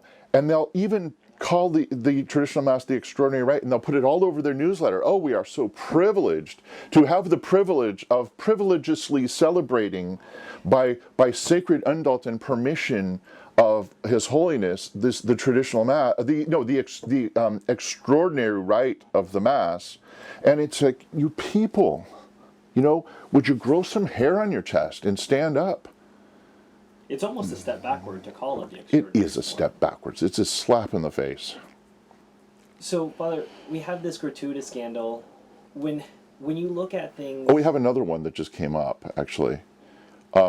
These acrobat men just did a show for the Holy See in the Hall of Audiences of Paul VI or wherever it was. That's keeping the tradition of John Paul II. I don't know if you've seen the video. Okay, so it has all the trappings in the air of a striptease. Okay, so these actors, I think they're several brothers. I think maybe 5 of them, or however many there were. I couldn't look long enough to really tell you if there were 3 or 5 because I just had to switch the thing. Anyway, they wanted to perform for the now. They've been also making a living at doing the circuit of performing for gay organizations around Europe. Okay, but they got in to perform.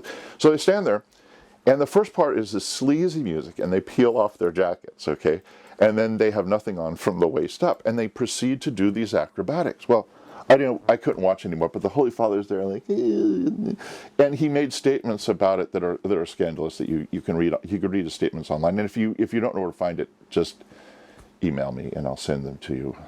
Well, we can add to this, Father. He, only the second Pope ever to visit, synagogues, go pray in a mosque. What if you present this sort of catalog of scandalous, some might call heretical behavior? some people will ask, well, Father, why aren't you a sedevacantist? How can you recognize this man who does such injury to the faith as Catholic? When, Nestorius had his tongue eaten out by worms, our Lord doesn't look kindly on people who do damage to the soul, and this man is certainly doing damage to the soul. That has to be said objectively, whether or not people want to hear it. Sure, no argument. How is it that this man can still occupy an office? Because there's a separation. You see, people who consider themselves sedevacantists can't accept at the same time that somebody can be pope and be not a good one. They either think he has to be a good pope and everything he says has to be in line with faith and we can follow him blindly to the end, or else he can't be pope. There's not even any logic in that. He was elected pope. He was validly elected. He is now the guy who dresses in white and lives in the papal apartments. And, there is no indication to us that we can rely on that he isn't pope. Meaning, there's no person above him to give us the final decision that he's not. But we have had anti-popes reign from Rome before wearing the white. Oh, absolutely. And we look back at the Great Western Schism and we see St. Vincent Ferrer backing the wrong pope. And our Lord didn't reveal anything to him and say, P.S., this is the wrong guy. Exactly. What assurance do we have if St. Vincent Ferrer got it wrong? Well, at that time there were several popes. Now there's really only one contender, unless you want to count the nutcases that are spotted around the world who are, or the Cardinal Siri theory. Yeah, which doesn't, can't possibly be. There's only one contender, first of all. But second of all, there's an amount of humility attached to it. None of us, either alone or together, constitute the competent authority to pass judgment on whether a pope is pope. Now, we can pass judgment on his actions and his writings, his pronouncements, and things like that, but it's not a judgment in that sense. When I say judging, I don't mean the same thing as an evaluation based on using certain principles that we are certainly allowed to use. For example, if a pope says something, we can compare that to what previous popes and ecumenical councils have said in the church. And if it's clearly the opposite, then we say, that is the opposite of what the magisterium has said for these 2,000 years. For example, we have the popes and ecumenical councils who say that outside of the Catholic Church no one is saved. There is no salvation, okay? Then we have John Paul II saying Buddhism is a religion of salvation. Or we have the Vatican II document saying Protestants can be saved through Protestantism. And it's really a no-brainer. That's not passing any judgment on the election of the Pope. It's just saying those statements are contradictory to what we know to be the defined body of truth that we call the deposit of the faith. But that's the extent of it. We're being taken for a wild ride by modern popes. But we have to realize that the solution isn't declaring that they're not pope. There's no way we can practically do that. Well, and when I hear you saying that, I hear a lot of the Archbishop had prior to the Assisi, the Archbishop Lefebvre had prior to the Assisi event speculated out loud. He says, perhaps after this we may have to say that he is not the Pope because he said, I cannot see how one can be both a heretic and a Pope at the same time. And I think that's the fundamental crux of the issue that people who call themselves sedevacantists would point to. Right, they would say, how could he be a heretic and a Pope? Because the Archbishop speculated about this. Right, but the crucial thing in what the Archbishop said is that in the future, now a future Pope could come along and say, by the way, my predecessor, John Paul IV, God forbid, was not Pope. Was not Pope, okay? Well, we have the Pope Formosus example. Right. He can do that. But then you realize it's the Pope making the pronouncement. There is no council. Well, a council minus the Pope can't even do it. Well, let's say a council in the absence after the death of a Pope. Well, they could elect somebody who might do it, but they couldn't say he wasn't Pope. You could see this. as far as a future declaration, it can only be done by a pope, is what you're saying. Right, or a pope in union with an ecumenical council. But there is no authority higher than the Holy See to make these kinds of judgments. Like I said, judging with a small j, statements that come from a particular pope by comparing them to what we know to be the truth from previous popes. That's not judging the Holy See. We're not saying that. So you're saying it is a possibility in the future. You just don't feel that you possess the competence. I know I don't. But very well, if Benedict were to die and a new pope were to be elected, and he were to say that, you would say, well, I'm not surprised, but I wasn't competent to make the pronouncement. Here's what I would do. If I were elected pope, never going to happen, obviously, but I mean, just, we can fantasize. And it's not such a nice fantasy because it means I'd have a lifetime of expectancy of about a day or something after I got elected. But let's just say I were elected pope. What I would do, amongst the other things I would have in my glorious one-day pontificate, I would get together the very best traditional theologians I could get my hands on. And, traditional theologians that were, approved. Maybe we would even take like all the Pius X bishops or something like that and get them working on things. And I would ask them the question, did my predecessor, whose name is not mentioned in polite circles, do anything which could have been the cause of him abdicating the office by doing it or pronouncing it? They would have to do a lot of study on that. And even if I were pope at that time, if I were pope tomorrow, I couldn't even do it then. Juridically, physically, legally, yeah.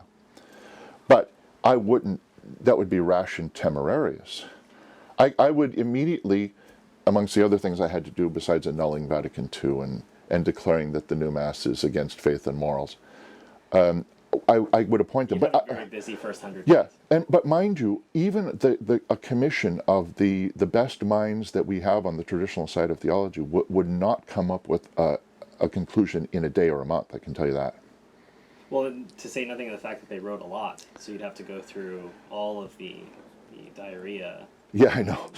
You have their secretary boil it down to like the worst statements in the thing and say, okay, here, how about these ones? Sort of the top 10. Yeah, or the bottom 10. But so, Father, as a priest, I've heard you say from the pulpit before, and you have an office of reproof. So you have to tell me that certain things aren't Catholic, or you have to say to me that certain individuals aren't. And I don't remember if during the election you said certain politicians were not Catholic, or they are. Do we possess the competence to say, for example, that John Kerry isn't Catholic, or that Ted Kennedy isn't Catholic? Do we, as Catholics, or do you as a priest have the competence to say so? For all intents and purposes, I can, under certain circumstances. In the case of a high-profile politician who has knowingly, first of all, knowing what the Catholic Church teaches on something, for example, like abortion, and being informed enough about the laws of the Church to know that there's an excommunication attached to substantially assisting, having an abortion or substantially aiding somebody in a real way to procure the abortion, that there's an excommunication attached to that. And when you see these otherwise intelligent men enacting legislation to facilitate abortion, then it's clear that they have overstepped the line into the excommunicated range. But that would be that's a kind of a particular thing. I wouldn't even be saying that. I would, when I say things. Do you possess the competence to say so? That's an evaluation.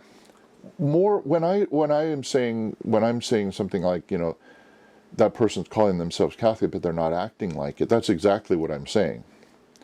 You can say that about Benedict as well. I can say that what he's saying and doing, that a pope 100 or 200 years ago would have never said and done. Neither would anybody before that. I can say that, certainly. But the white cassock isn't a get-out-of-jail-free card in terms of... No, I mean, he will die and go to judgment. He has to answer for that. And he's doing, he also has to be he will be accountable for the unimaginable harm he's doing to souls on earth. You know, we have, I've said it before, but we have a completely dysfunctional hierarchy. If they were functional, then the church in the modern world would be a different thing. But we haven't had a functional hierarchy in some time. So there isn't the chain of command. There's not the obedience, and there's not really the kind of person at the top that should be at the top of the hierarchy who is claiming to follow the traditional monarchical model of the church, insisting on obedience and doing anything about it. You know, the Pope may say something that sounds very strong. Oh, you have to do this, you have to. But when the bishops don't do it, nothing happens. You know? The same is going to happen with this reform or the reform kind of stuff that's coming out. The Pope came out with a statement some time ago, and he said that one of the changes that he wanted implemented right away, but it would become obligatory by like January of this year, which is, you know, several months behind us now, is that he wanted the for all change to for many in the English language liturgies. And not only has nobody done it, but when he visited this country after his proclamation, he said in English Mass, and he said, for all.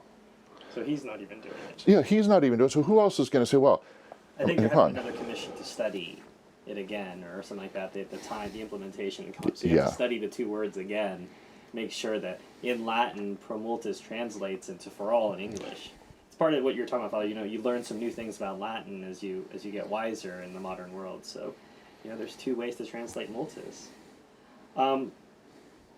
I hate to go. I'm not trying to beat the gravely scandalous drum. I'm not a seeker after this sort of thing. But there is just no end to it. When I look here, you were talking about going to speak for a conference Father Gruner might have, but we know that this man is at least one of 2-3 people who actively suppressed and lied about the third secret of Fatima. And I think for those who are not as familiar with her, who haven't taken the time, why do you, or do you, rather I should not presume, do you disbelieve the official quote-unquote third secret, and why? Yeah, well, that would go hand in hand with the question of do I believe, as they're telling me, that the consecration of Russia to Our Lady's Immaculate Heart has already been done. So I would start with that one, actually, because all I have to say to that, my one-page encyclical, one paragraph back again to you, is if it has, where are the conversions? There are fewer, numerically, not in percentage-wise, there are fewer Catholics in Russia now than there were 100 years ago. That's not what happens when Our Lady says she's going to convert a country. Well, the Father Fessios will say, you know, the Orthodox religion is having a revival, so that's what Our Lady is. A tent revival? But so, let's say the Orthodox were having a revival, which I don't even believe, but let's say they were. They're out. There's no salvation in Orthodoxy. They're heretics and schismatics. Yeah, they do a nice song and dance, but they're missing some of the steps, and in fact, some of the important steps, like recognition of the office of Peter, and this kind of thing. So, yeah, the starry-eyed Novus Ordo conservatives can say, oh yeah, well, Orthodoxy. But Our Lady wasn't talking, when Our Lady said Russia will convert, she meant to Roman Catholicism. It's the only thing she could have meant. Converting to Orthodoxy is no good whatsoever. You might as well just stay whatever it is you were. So she's not, I mean, that's obviously not what's going on there. But on the other question, do I believe about the third secret? From what we know, both from the words of the people who we know have read the third secret and from some of their actions, there's no way that what was revealed as the third secret could be. There isn't. It's totally inconsistent. It explains not one little iota of why a pope would cry and, you know, go into clinical depression over it. If all it was some pope having an assassination attempt on him and surviving, then why would you, you know, if you were Pope, I guess you'd be a little sad that might be you, but then again, you knew you were going to get better, so, you know, no problem, right? But that's not what the third secret apparently really says. And we know that, going back to Pius XII, we know that he read this. And for those who are in, I don't know, the Russia was consecrated school. I've heard that Pius XII did consecrate Russia to the Immaculate Heart. I don't remember the date. Russia and the world. It was not done in the way that Our Lady asked that it be done. And in fact, Sister Lucy confirmed that the consecration had not been done to our Lord and Our Lady's specifications. And this is well after Pius XII. Yeah. The request of heaven is that Russia be consecrated by the Pope and the bishops of the world to her Immaculate Heart. Period. Don't include everybody. Don't just say Europe, which includes Russia. No, just Russia to the Immaculate Heart. Like some cold northern country. Yeah, right, yeah. To some... Where they speak a strange Slavic language. Where they use a different alphabet, you know. A very strong drink. But, Father, going back to what you were saying about apples and oranges, for such an event to happen, you have to talk about... There's almost a pre-conversion to the conversion. Because you have to convert all these bishops into buying this. So this almost seems to be an impossibility. It's okay, but how about a solution? Now, this is Father Sertanovich came up with this one, but I kind of like it. And it's also in, Peter Kelly uses it in that book, you know, the one he wrote there. I don't know the name of it. Is it a novel? Yeah, it's a novel kind of. Oh man, it's just gone ahead. Fantasy. Anyway, it's in it. But he uses that principle too. Is that what you do is you make a proclamation that this will be done, that every bishop in the world, you know, now how hard would it be? Bishops have got to have internet. Even the ones in the middle of the Congo probably have internet. Sure. So you send an email. Would you love that email list? Boy, what I could do with that. Huh? The email list of every bishop in the world. Yeah, you do a press release through CNN or something like that. Yeah, and you say, tomorrow at this time, Roman times, we will do this consecration. You send them the consecration. Every bishop of the world is to do it in union with me at exactly the same time. If you refuse to do it, you're excommunicated. So they would be not bishops. They would be not reigning bishops. Well, that's certainly a neat solution. But again, it still presupposes that you have a pontiff who has not. Well, it's not going to happen with a pontiff who's on not on board. You have to have a pontiff who's on board with this "let's consecrate Russia" thing. And this one helped to suppress, or as you say, not be entirely truthful. He didn't want to lose. He didn't want to lose face. Remember, Cardinal Ratzinger was #1 proponent of the consecration has already been done. Let's get on with life. So now, how could, as Pope, he contradict what he said before? That's true. He has also revised the Good Friday prayer under pressure. Yeah. Do you have any comment on that, Father? Because I'm going to use that as a segue to speak about a friend of ours. In one sense, it's completely irrelevant to me. You know, it really doesn't have anything to do with me. Some organizations, like I remember the Remnant, took out this full-page ad of names around the world of people who support the new. We're going to use it. We're so happy we have this new Good Friday prayer. And that appeared right after the new Good Friday prayer came out. But really, you know, as they say, woman, what is it to me or to thee? It might as well not exist as far as I'm concerned. You know, I have no intention of using it. I don't even use their Good Friday. Good Friday was one of the liturgical ceremonies that was significantly altered by Pius XII. So that's an alteration of the 62, which I don't even use. More reform of the reform. Right. And why he'd be particularly interested in correcting traditional Catholics on their use of language in a Good Friday prayer is a little bit beyond me, unless it has something to do with one of his buddy rabbis said to him or something. But that's the thing, is that this is the Pope who's concerned about visiting the synagogue. He's concerned about bowing his head when they pray for the Messiahs to come. So this isn't really incongruous. He's probably doing mental reservation. It's like to come again, you know? So if we reflect on this, this issue of the Jews, one thing that Bishop Williamson told me a long time ago was that a true anti-Semite wishes Jews to remain Jews and not to right. convert. And as you know, he's had to deal with quite some issues under virtual. I wouldn't call it. He's not under house arrest, but he's under England arrest. What, as you've seen this sort of unfold it's been a couple years now.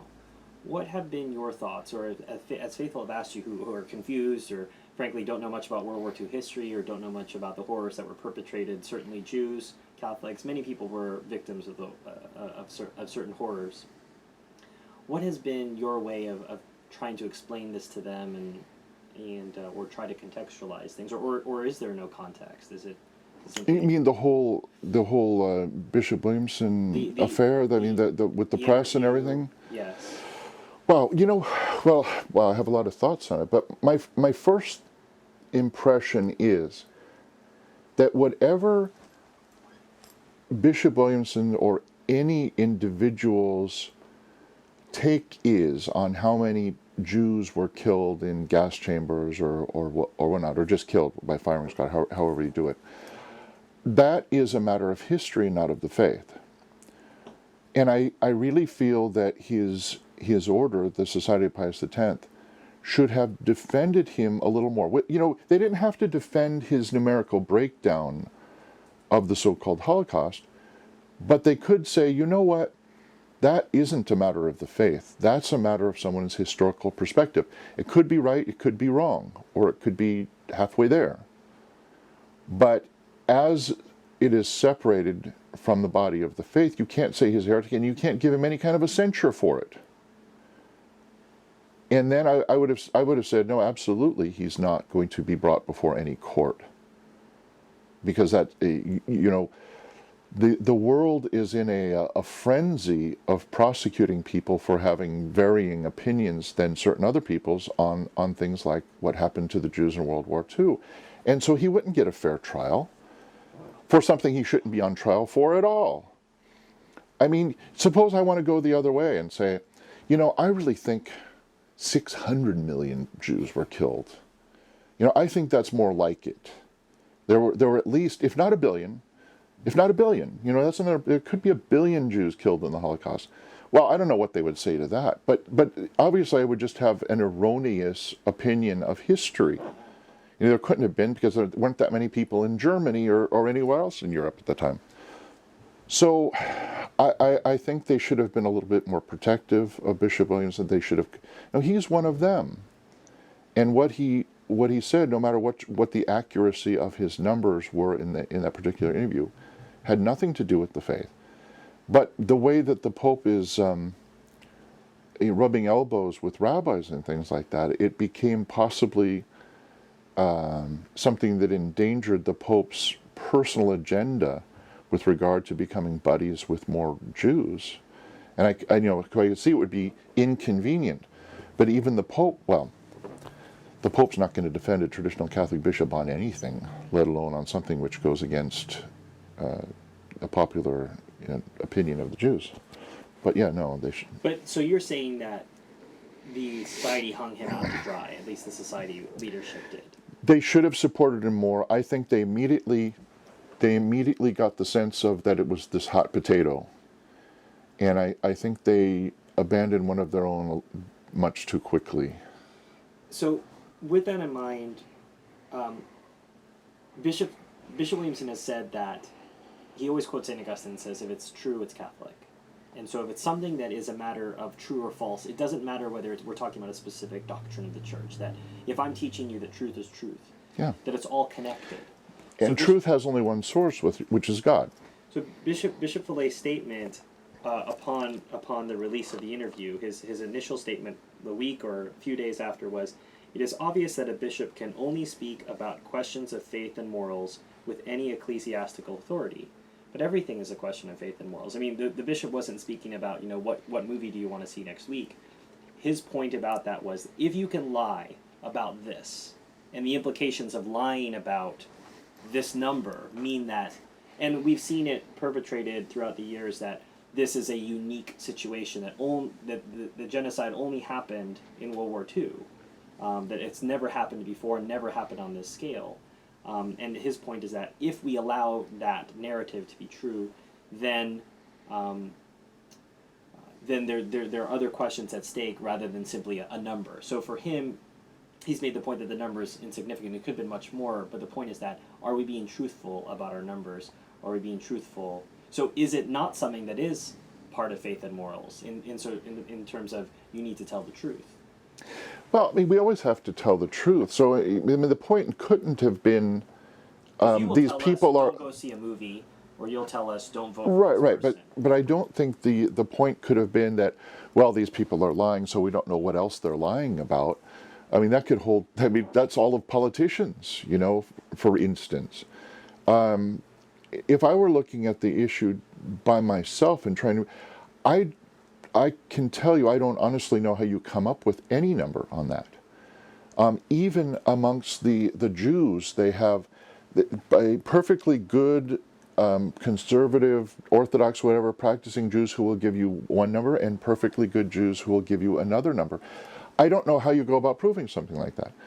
So I would have just said, well, you know, my opinion, and you know, if I had an opinion on it, and my only opinion is I don't want to see innocent people of any faith killed because they belong to a particular faith or a particular color or anything like that. I mean, that would be the extent of my opinion on it. The rest is, I mean, not that I don't care, but since I can't prove it one way or the other, why should I commit myself to a number? So would you say that he would, although the society hung him out to dry, that perhaps he was imprudent in his answer? You know, that happened. It actually came, it was from an interview that was a long time before that. It was about 3 months before it was Right. released. And it kind of resurrected and then also somewhat taken out of context. You know, what happened, you know, quote, scripsi kind of thing. But maybe he was drawn out in giving his private opinion, which he is absolutely entitled to. You know, Bishop Williamson's a bishop. I'm a lower nothing priest. You know, he has access to libraries and statistics and information. You know, being way up, you know, up on the ecclesiastical scale that I don't have. But my temptation was unless there's some research that I can base this on, and it's not that important to me. I'm sorry that innocent people got killed, or I'm also sorry for I'm sorry for the slant that Jews give it, that it was as if only Jews suffered in World War II, because how many millions of Catholics and priests were wiped out in that same war? But you know, that's, oh well, that doesn't matter. But you know, Certainly, yes, it was a terrible thing. It was. of course. Beyond that, unless I can prove some, I don't see any reason to mention it, because it doesn't matter to me. So, this matter, secular history, has managed to effectively end Bishop Williamson's ecclesiastical ministry. So even if it's something he's not deputized to speak about, or if it's something he should have said, in my personal opinion, which doesn't represent the Society of St. Pius X or as an official position of... But had he said that, the mere notion that he has an opinion which is against the party line of, you know, the whatever Jews are insisting that it was however many millions, that would have been enough. He could have qualified it any way he wanted to, and they were still going to use it against him. Do you think that it's fair that he is unable to exercise his ministry? Oh, absolutely. Bishop Williamson is a brilliant bishop. He's a treasure for the church. And he'd be welcome here if he came to visit. Place is his if he wants it. No question. No question. Father, when we think about the pastoral life in post-Vatican II, one of the things that strikes me whenever I speak with priests or even faithful who were part of the Catholic Church prior to Vatican II, especially in America, they speak of this sort of vast machinery, this bulletproof. Legion of Decency says no, a movie doesn't get produced. Bishop says no, a guy doesn't get elected. And they dealt with an entirely different Catholic Church. And yet, the clergy that I've talked to say that the confessions are it's still human nature. When we look at the unique challenges of the modern world, and when we say modern, even different from 1950, we had many modern things in 1950 as well. When you're looking at faithful and families trying to keep their faith, do you see, obviously the whole world is pressing in on us, trying to distract us from what we should be doing and what we should be concentrating on. But can you point your finger to 1, 2, 3 very large things that are very large distractions for the faithful from their duties, the simple duties of a Catholic layman to attend Mass, say his rosary, do spiritual reading? What's distracting even? And when I say them out loud, they don't even sound that onerous. They're not terribly difficult. What is it that stops us from doing it? I can't say them in any order. I can tell you what I think a lot of distractions are. A lot of the distractions are technological distractions that didn't used to exist. Because of the technological distractions and the consequent spread of kind of less than Catholic, if not downright satanic ideas to a large percent of the population in a short amount of time, and in fact indoctrinating them, Catholics in their normal everyday lives run up against more resistance and more people who are either completely indifferent or against the faith or practicing values that are inimical to Catholicism. And my grandfather used to say, if you walk with a cripple long enough, you're going to start to limp. And that's what happens. Now, yes, in the statement, it's still the same human nature. There's truth to that. But you can take human nature and a human being, and put them in a better situation or a worse situation as far as practicing the faith goes. And in order to ideally practice the faith, it'd be good if you surrounded yourself with Catholic things as much as possible and Catholic people, if you had some time to actually do your spiritual reading. But look at the modern world, especially given the economic situation of the present. People are being worn out. They're being taken away from their families for a long amounts of time.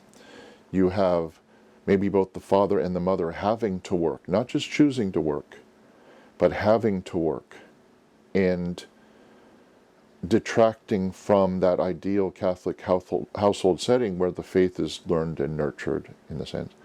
Then you have the onslaught of the internet, of television, of video games and electronic stuff. Now, all of which is not necessarily intrinsically evil, but there's an awful lot of garbage out there. And if you allow yourself or your children free rein with the television and the internet, their soul is gravely in danger. Absolutely gravely in danger. Do you take the position that Catholics shouldn't have television in their home? Insofar as maybe have a television to watch movies, but not a television for watching television? I believe that there are good things on television. And if you want, I don't have a television myself, but I'll go home to my parents' house when I get, every year at Thanksgiving, I go home for a few days, and I watch television. But what do I watch? I really like the cooking channel. That's like one of my favorite things, obviously. I would like the cooking channel, whatnot. But something like that. Sometimes a little historical program or whatnot, something on, the day Lincoln was assassinated or something along those lines. If you're careful, there are good things on television.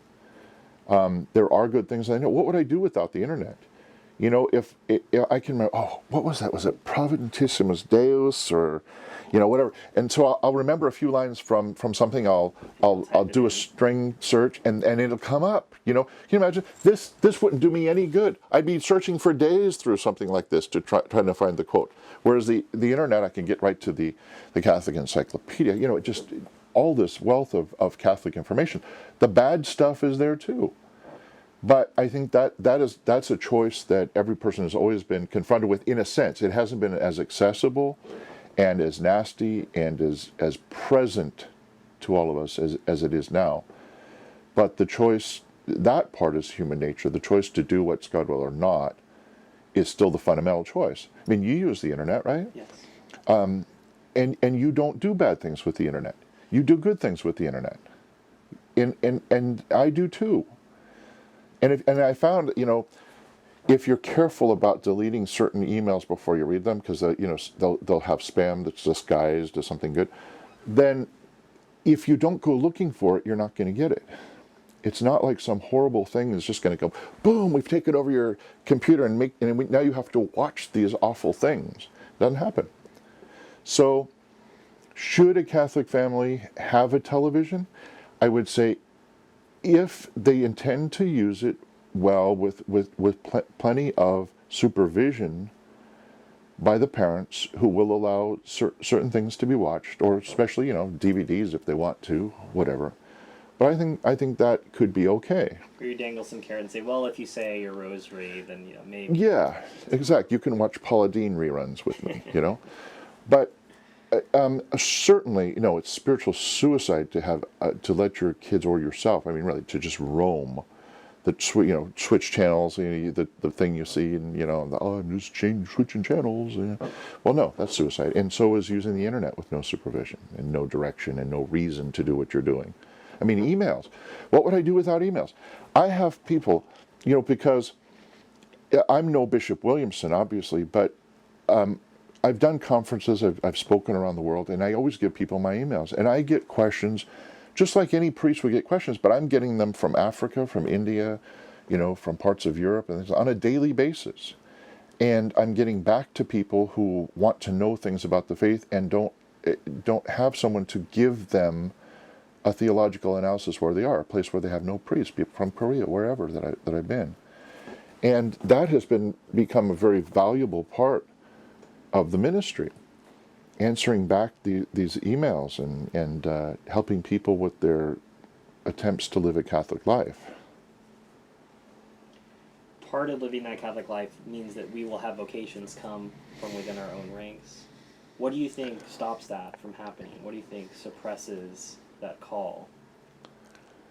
From within our own ranks, or just from the ranks in general? Both.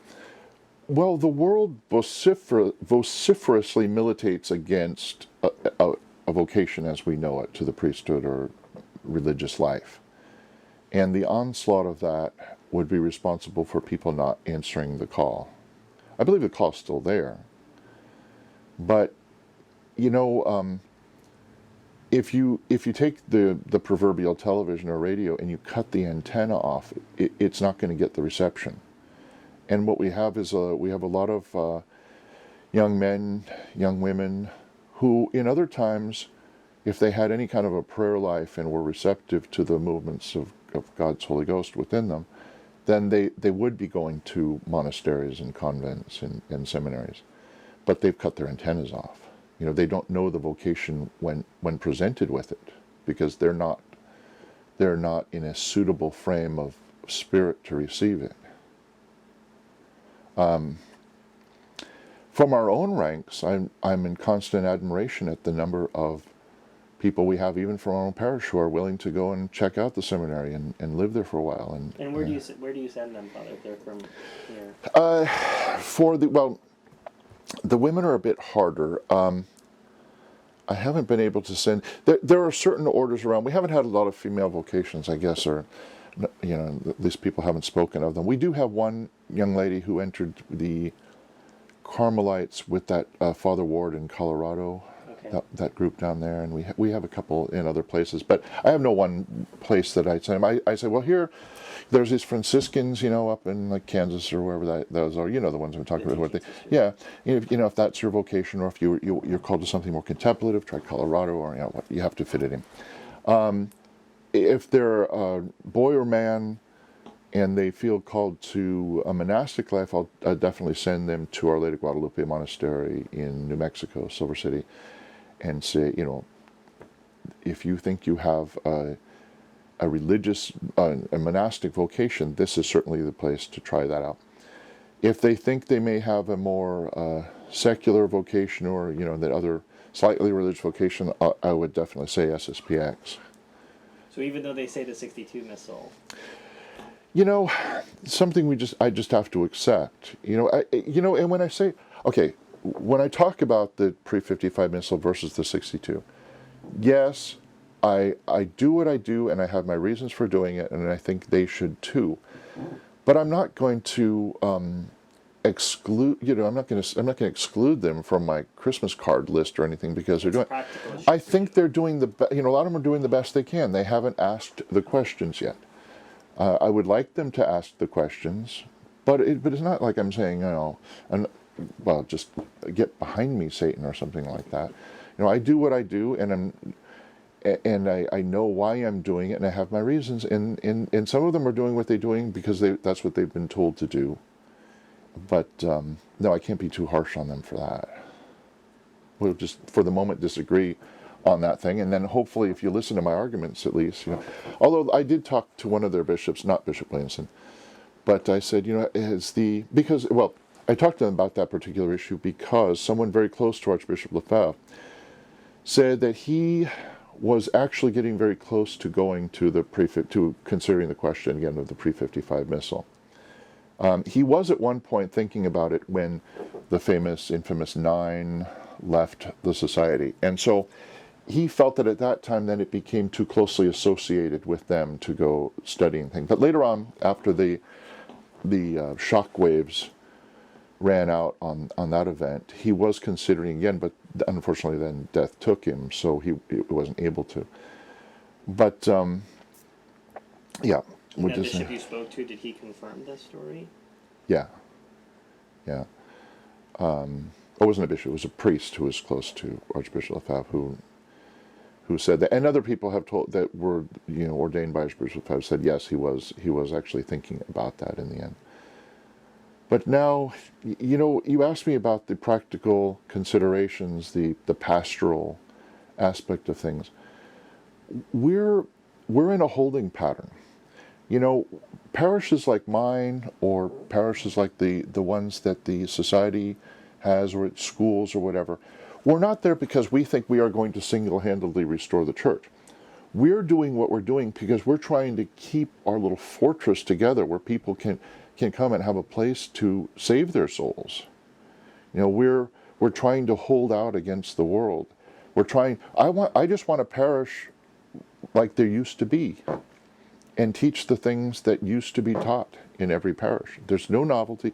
I tell people I'm the most boring priest you'll ever meet, because everything I tell you is out of an old book somewhere.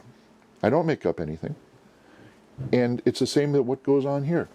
Everything that happens in our parish is just what used to be. And we don't make any claims to be the salvation of the world, and we're going to go from here and conquer the entire church, we're marching on Rome, or no, it's we're holding our own, and we're trying to give people a place where they experience the Catholic faith, where they're at home. This is what Catholics have been battered and abused by the modern church. They want a place where they feel that they belong as a practicing Catholic. And when they come to our parish and many others around the country and around the world that traditionalists, staff at the moment, and we try to keep it for posterity, they walk in there and they go, I've come home. And that's all we're doing. When you're talking about being boring and old-fashioned, I think about the catechism class that you run. How is attendance at that, and what do you think affects that? We started it up again. We have about, even now, I have about 30, 35 people in San Fernando, north of LA up there. And then we're about an hour from there, just to give people who don't know where the things are around here. We're about an hour south of there. And I just started it up down here too. And we have about another 30 to 40. We won't really know until a few weeks from now, because whenever we start a class, people have to adjust their work schedules, and maybe when it first starts, they can't get Wednesday nights off, which is when we decided to have it. It just seemed the most agreeable to everybody. And it's always a mixture. We have some real converts who are there to learn the faith. We have some people who went through RCIA and don't know anything about the faith, because that's what RCIA is actually for. Or we have people that it's been so long since they had any information or instruction on the faith that they just want a refresher course. So there's all kinds of people in between. But the reason for our numbers, the last time I did this class down here, I had upwards of 50. But a lot of those were actual real converts, and they since finished the course, they're converted, and they're now en masse. I guess the variation is just due to what the need is at the moment. You know, since it's an ongoing course. And what are you using a textbook now? Yes, we use This Is the Faith by Ken and Ripley, Okay. published by Tan Books. Is the New Tan still publishing that book? Yeah, miraculously. Yes, the New Tan is still publishing that one. That's another day's work too. But it is one of the best books on something like really that. It's a wonderful book. So I keep on using that. And every year we start it up again. We go through the whole book and then some. So the way I do it, I just don't read the book. I go through it and I probably add as much as is in the book. So I mean, if we actually put my words in with it, it would be a book twice as thick. If we were to write down all the things, it would encompass all the books. Exactly. Yeah, somebody said that, huh? Did you make that up? But and then also the people know they're free at any time to ask questions. So if there's if there's something that I didn't explain well and the book doesn't explain well, then go ahead. And so sometimes we'll talk just most of the class on people. They'll get one question after the other, but that's absolutely fine. I'm not going to stick to a rigid pattern. So we have to do a chapter a week or else. If the Spirit takes us that way, then that's where we go. Some of the people who are watching this, Father, some of them are new to tradition, some of them are old hands. When I think about like books like This Is the Faith, I think of these foundational books like Introduction to the Devout Life or Soul of the Apostolate that have really meant a lot to me. People might be overwhelmed. They look at even the New Tan catalog. There might there's still quite a bit to choose from, or the Angelus Press catalog. They're just overwhelmed. They don't know where to start. If you could pick one or two devotional books, one or two doctrinal books, either for those who are starting, or I could think of Yoda Unum for the more advanced, or the want to be really more advanced, they would read that. But those who maybe are just starting, or maybe who want to revisit some fundamentals, can you think of? I'm going to put you on the spot. Can you think of a couple? Yeah, well, I have different categories in my mind for what you're asking, because we have the category of the devotional books. And I'm a big fan. Besides the ones you mentioned, I would add Divine Intimacy to that. And I would also call the Liturgical Year a devotional book. I mean, it's how many volumes? 15 volumes, but it's still a devotional book. Plus the other ones you mentioned, Montfort and those. So, and the Lives of the Saints, Butler's, Roman Martyrology, if you want to, although not as much as the other ones. But for devotional things, I would leave it at that. Another one is Saint Alphonsus, The Glories of Mary. It's a big book. Yeah, it's a big one, but you don't just read it from one end to the other. It's you do that in pieces too. But then I have the other category of the essential books for bringing yourself up to speed on what's going on, and that's really important. In fact, that's the first thing I throw out at anybody, because when I get some sort of probably good-intentioned, but well-intentioned, good-intentioned person who that I meet that's totally Novus Ordo, a lot of them have no clue. It's like they don't know what Vatican II was. They don't know what happened. They don't know that anything changed since then. They think that the Mass that we used to do in Latin is now in English and everything's ducky and this, that, and the other. So there are a bunch of books that I recommend for that.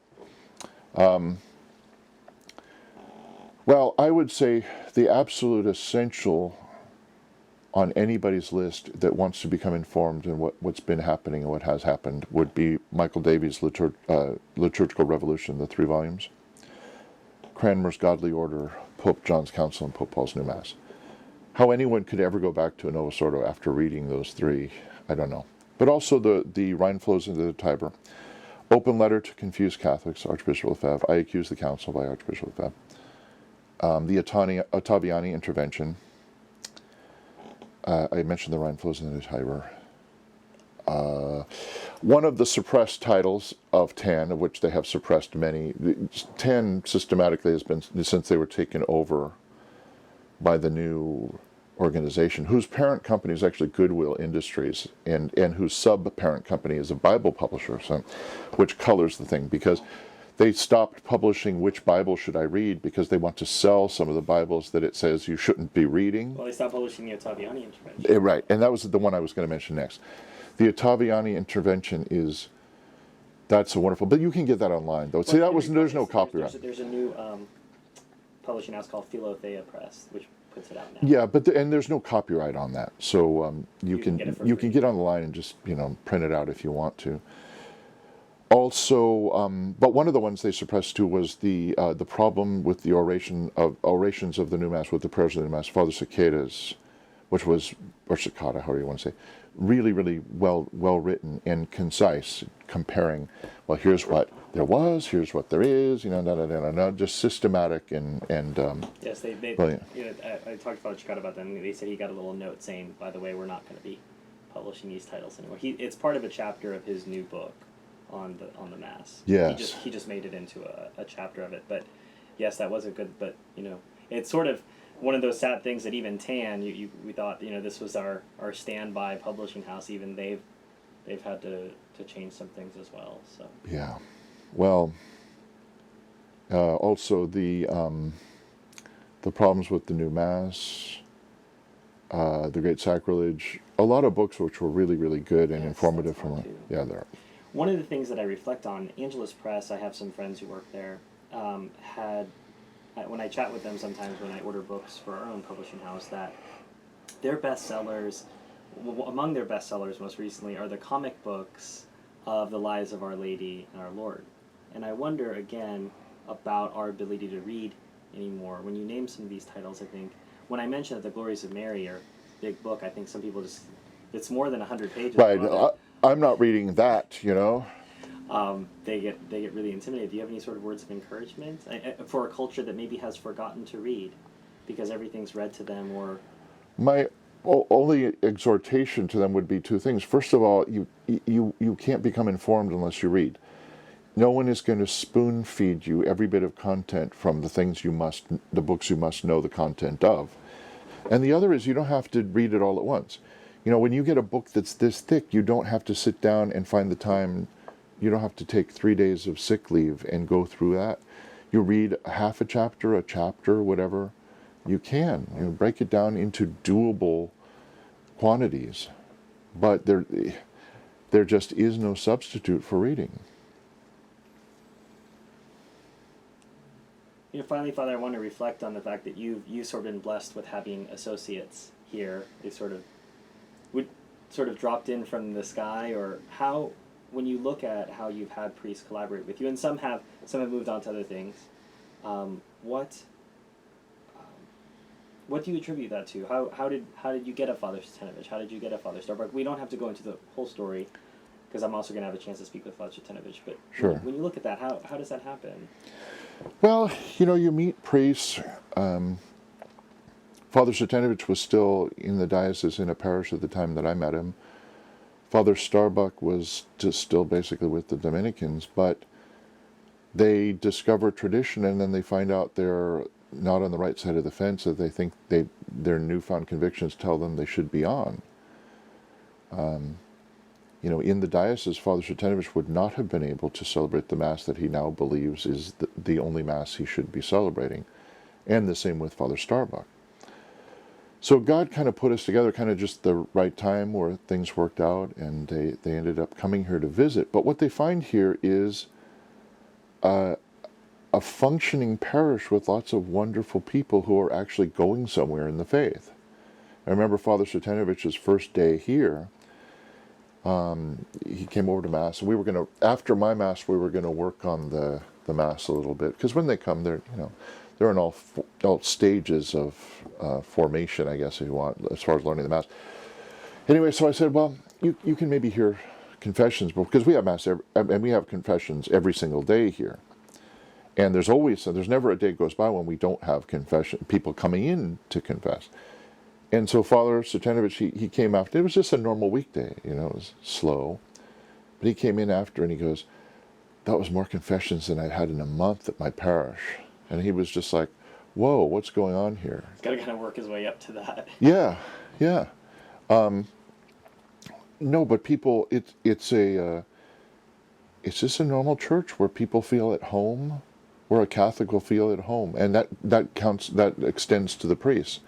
I tell them when they come here, if they want to stay and everything works out all right there, I say, look, I have to sign the checks and somebody has to make certain decisions, so that kind of falls to me. I said, but as long as you do the right thing that a Catholic priest is supposed to be doing, you don't have anything to worry about. I don't micromanage. So if somebody wants to have devotions to Saint Philomena, I don't have to specifically pontificate on that and check out the whole thing. I mean, I trust the priests that are with me as far as the content things. And if they want to do that, then I say, oh, fine, go ahead, you handle that, and that'll be good for people. Whatever is good for them is fine here. And we have all kinds of stuff like that. We have the St. Pius X Third Order here. We have tons of stuff for get people more involved spiritually in their formation. But anyway, that's how the priest thing happened. So you also have other places that you say mass. Yeah, we have several locations around. It's part of the life of traditional priests in our age, is you don't just stay in your parish and things happen there and that's it. Everything's centered around that. You always have to have missions, because there are places where there's no mass still. So one day I'll write the book called The Art of the Portable Church, because we say it in chapels of funeral homes, or these kinds of places. But we do go other places. Some quite a distance from here. For those families who don't have access to the traditional mass, they're out there. Should they make their best effort to come and move closer to a place? What level of sacrifice should a Catholic be willing to make to get themselves closer to the traditional mass? Well, whenever somebody is moving from here for financial reasons or whatever to go to somewhere else, whether it be Arizona or the Midwest or something like that, a consideration is always, first and foremost, is there a mass around there? Most of them would not consider moving to a place that didn't have a mass, at least within striking distance. But for people who are already in those situations, if there's any practical way to get closer to a mass, sure. And what kind of sacrifices? Well, a part of it has to do with how far you live from a mass. I mean, there are people who live 3 and 4 hours from the nearest traditional mass, that I communicate with by email. And if they're in good health and young and can drive and things like that, I'd say, try going once a month, even though it's a 4-hour drive or whatever. So try. If you have the money for the gas and everything else being equal, you're not risking your life by doing it. On the other hand, canon law does not. That constitutes both a physical and a moral impossibility. And canon law excuses you from attending mass under those circumstances.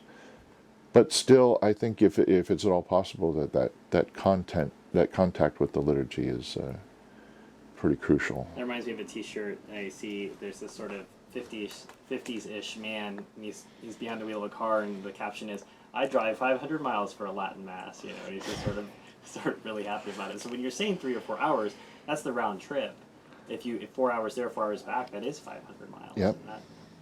From driving those distances, I know that's quite a toll, and I'm just a single man. I can't imagine. That's why I would never try to hold anybody to that. I just say, if you're your age or whatever, and you feel up to it, then it's kind of like a little road trip once a month, or once every other, whatever's practical. But it pays off, I feel that half the time when we're at Mass, that part of the big structure is after Mass at donuts, or when you're there as a Catholic, Mass is valid if you have announcements or if you have donuts afterwards, and you're there to have other people who are, as crazy as you are, who are resisting the same things that you are, and commiserate, or to share some war stories with them about what you're dealing with, or because you sometimes are very isolated, you don't have anybody, and you have to deal with whatever work situation you have to deal with. Yeah. That's why we have different things here too. We also have a women's sodality kind of club that they just get together. You were saying that no boys allowed sign. Yeah, I told them their first fundraiser was for the no boys allowed sign to put on the outside. But we do have a fair number, and every so often we'll have a potluck. We try to use some occasion, like we had All Saints Day just recently and whatever. But the potlucks are the best because we have them like on a Sunday after the Mass, so people already have to drive the distance to come to Mass anyway, so that extra time won't bother them. And then you sit with different people all the time, and you all kind of share. And the ones with kids are talking about what works and what doesn't, as far as home life and raising the kids in the faith and whatnot. No, you got to have a lot of that stuff. Father, one of the things I always try to close with, because inevitably when I'm chatting with clergy, we come across a lot of very depressing discussions and news and history. And I always ask, what is there hope? Obviously, we're required to hope as Catholics. But how can we keep things in perspective? What's a sort of closing thought you would leave for anybody who's watching this, who maybe they're a bit more of a gentle soul and they're a bit depressed by the things that we talked about with Benedict and some of the other things that were happening in the church? What words of encouragement would you give them, or what practices would you encourage them to engage in to keep them more focused and put things in perspective? Well, just to remember that the feelings of discouragement and despair are temptations of the devil. They're like any other temptation. You get a bad thought, whatever the nature of it is. It doesn't matter if it's a bad thought about the sixth commandment or a bad thought about giving up the faith. They're equally bad when it comes down to it, and they're both temptations. When you find yourself getting discouraged, in a sense we're kind of discouraged, in a sense we're not. Yeah, politicians are doing the same old rotten thing. They're running our country into the ground. But if you concentrate on that, it's not spiritually helpful for you. What I tell people is, like the church said, what's our hope? Well, the church looks at the cross and says, Ave spes unica, and you remember that the promises of Christ for happiness and everything don't extend to this world. There's nowhere in the Bible at all that Christ said you're going to be happy and prosperous in this world. So remember what the real business is about, which is practicing your faith and devotions so that you have a happy afterlife. That's what we're hoping for. Keep your eye on that, and expect the worst from here. And you will never be disappointed, actually. Expect the worst from this life, and you will find that when it happens, then what's happening is not a surprise. What's happening is exactly what this sin-riddled, fallen world is dishing out to you, and that's what you should expect. Yeah, I discourage the negativity, and with traditional Catholics, as well as I do, it takes different forms. But at first, when they're kind of, the Novus Ordo still is fresh in their minds, they'll come and they'll try to say, "Do you know what they're doing at St. Looney's down the street? Oh, it's so horrible." And I go, you know what? I don't care what they're doing at the Lutheran church that's 3 blocks from here. I don't care what they're doing at the Mormon church that's half a mile down that way. And I don't care what they're doing over at the Novus Ordo church. They are equally irrelevant to me. Well, what matters is that we're doing the right thing here. And you come here and you say your prayers, you go to the sacraments, you mind your P's and Q's. Remember that our hope is in the next life, and you make sure you get there intact, and I'll do my part to help you. Then forget everything else. Forget depression. Forget the negative side of things. Because the first thing everybody wants to start doing is talking about, oh, isn't it horrible this? Isn't it horrible that? And I go, count your blessings. Well, thank you very much, Father. My pleasure.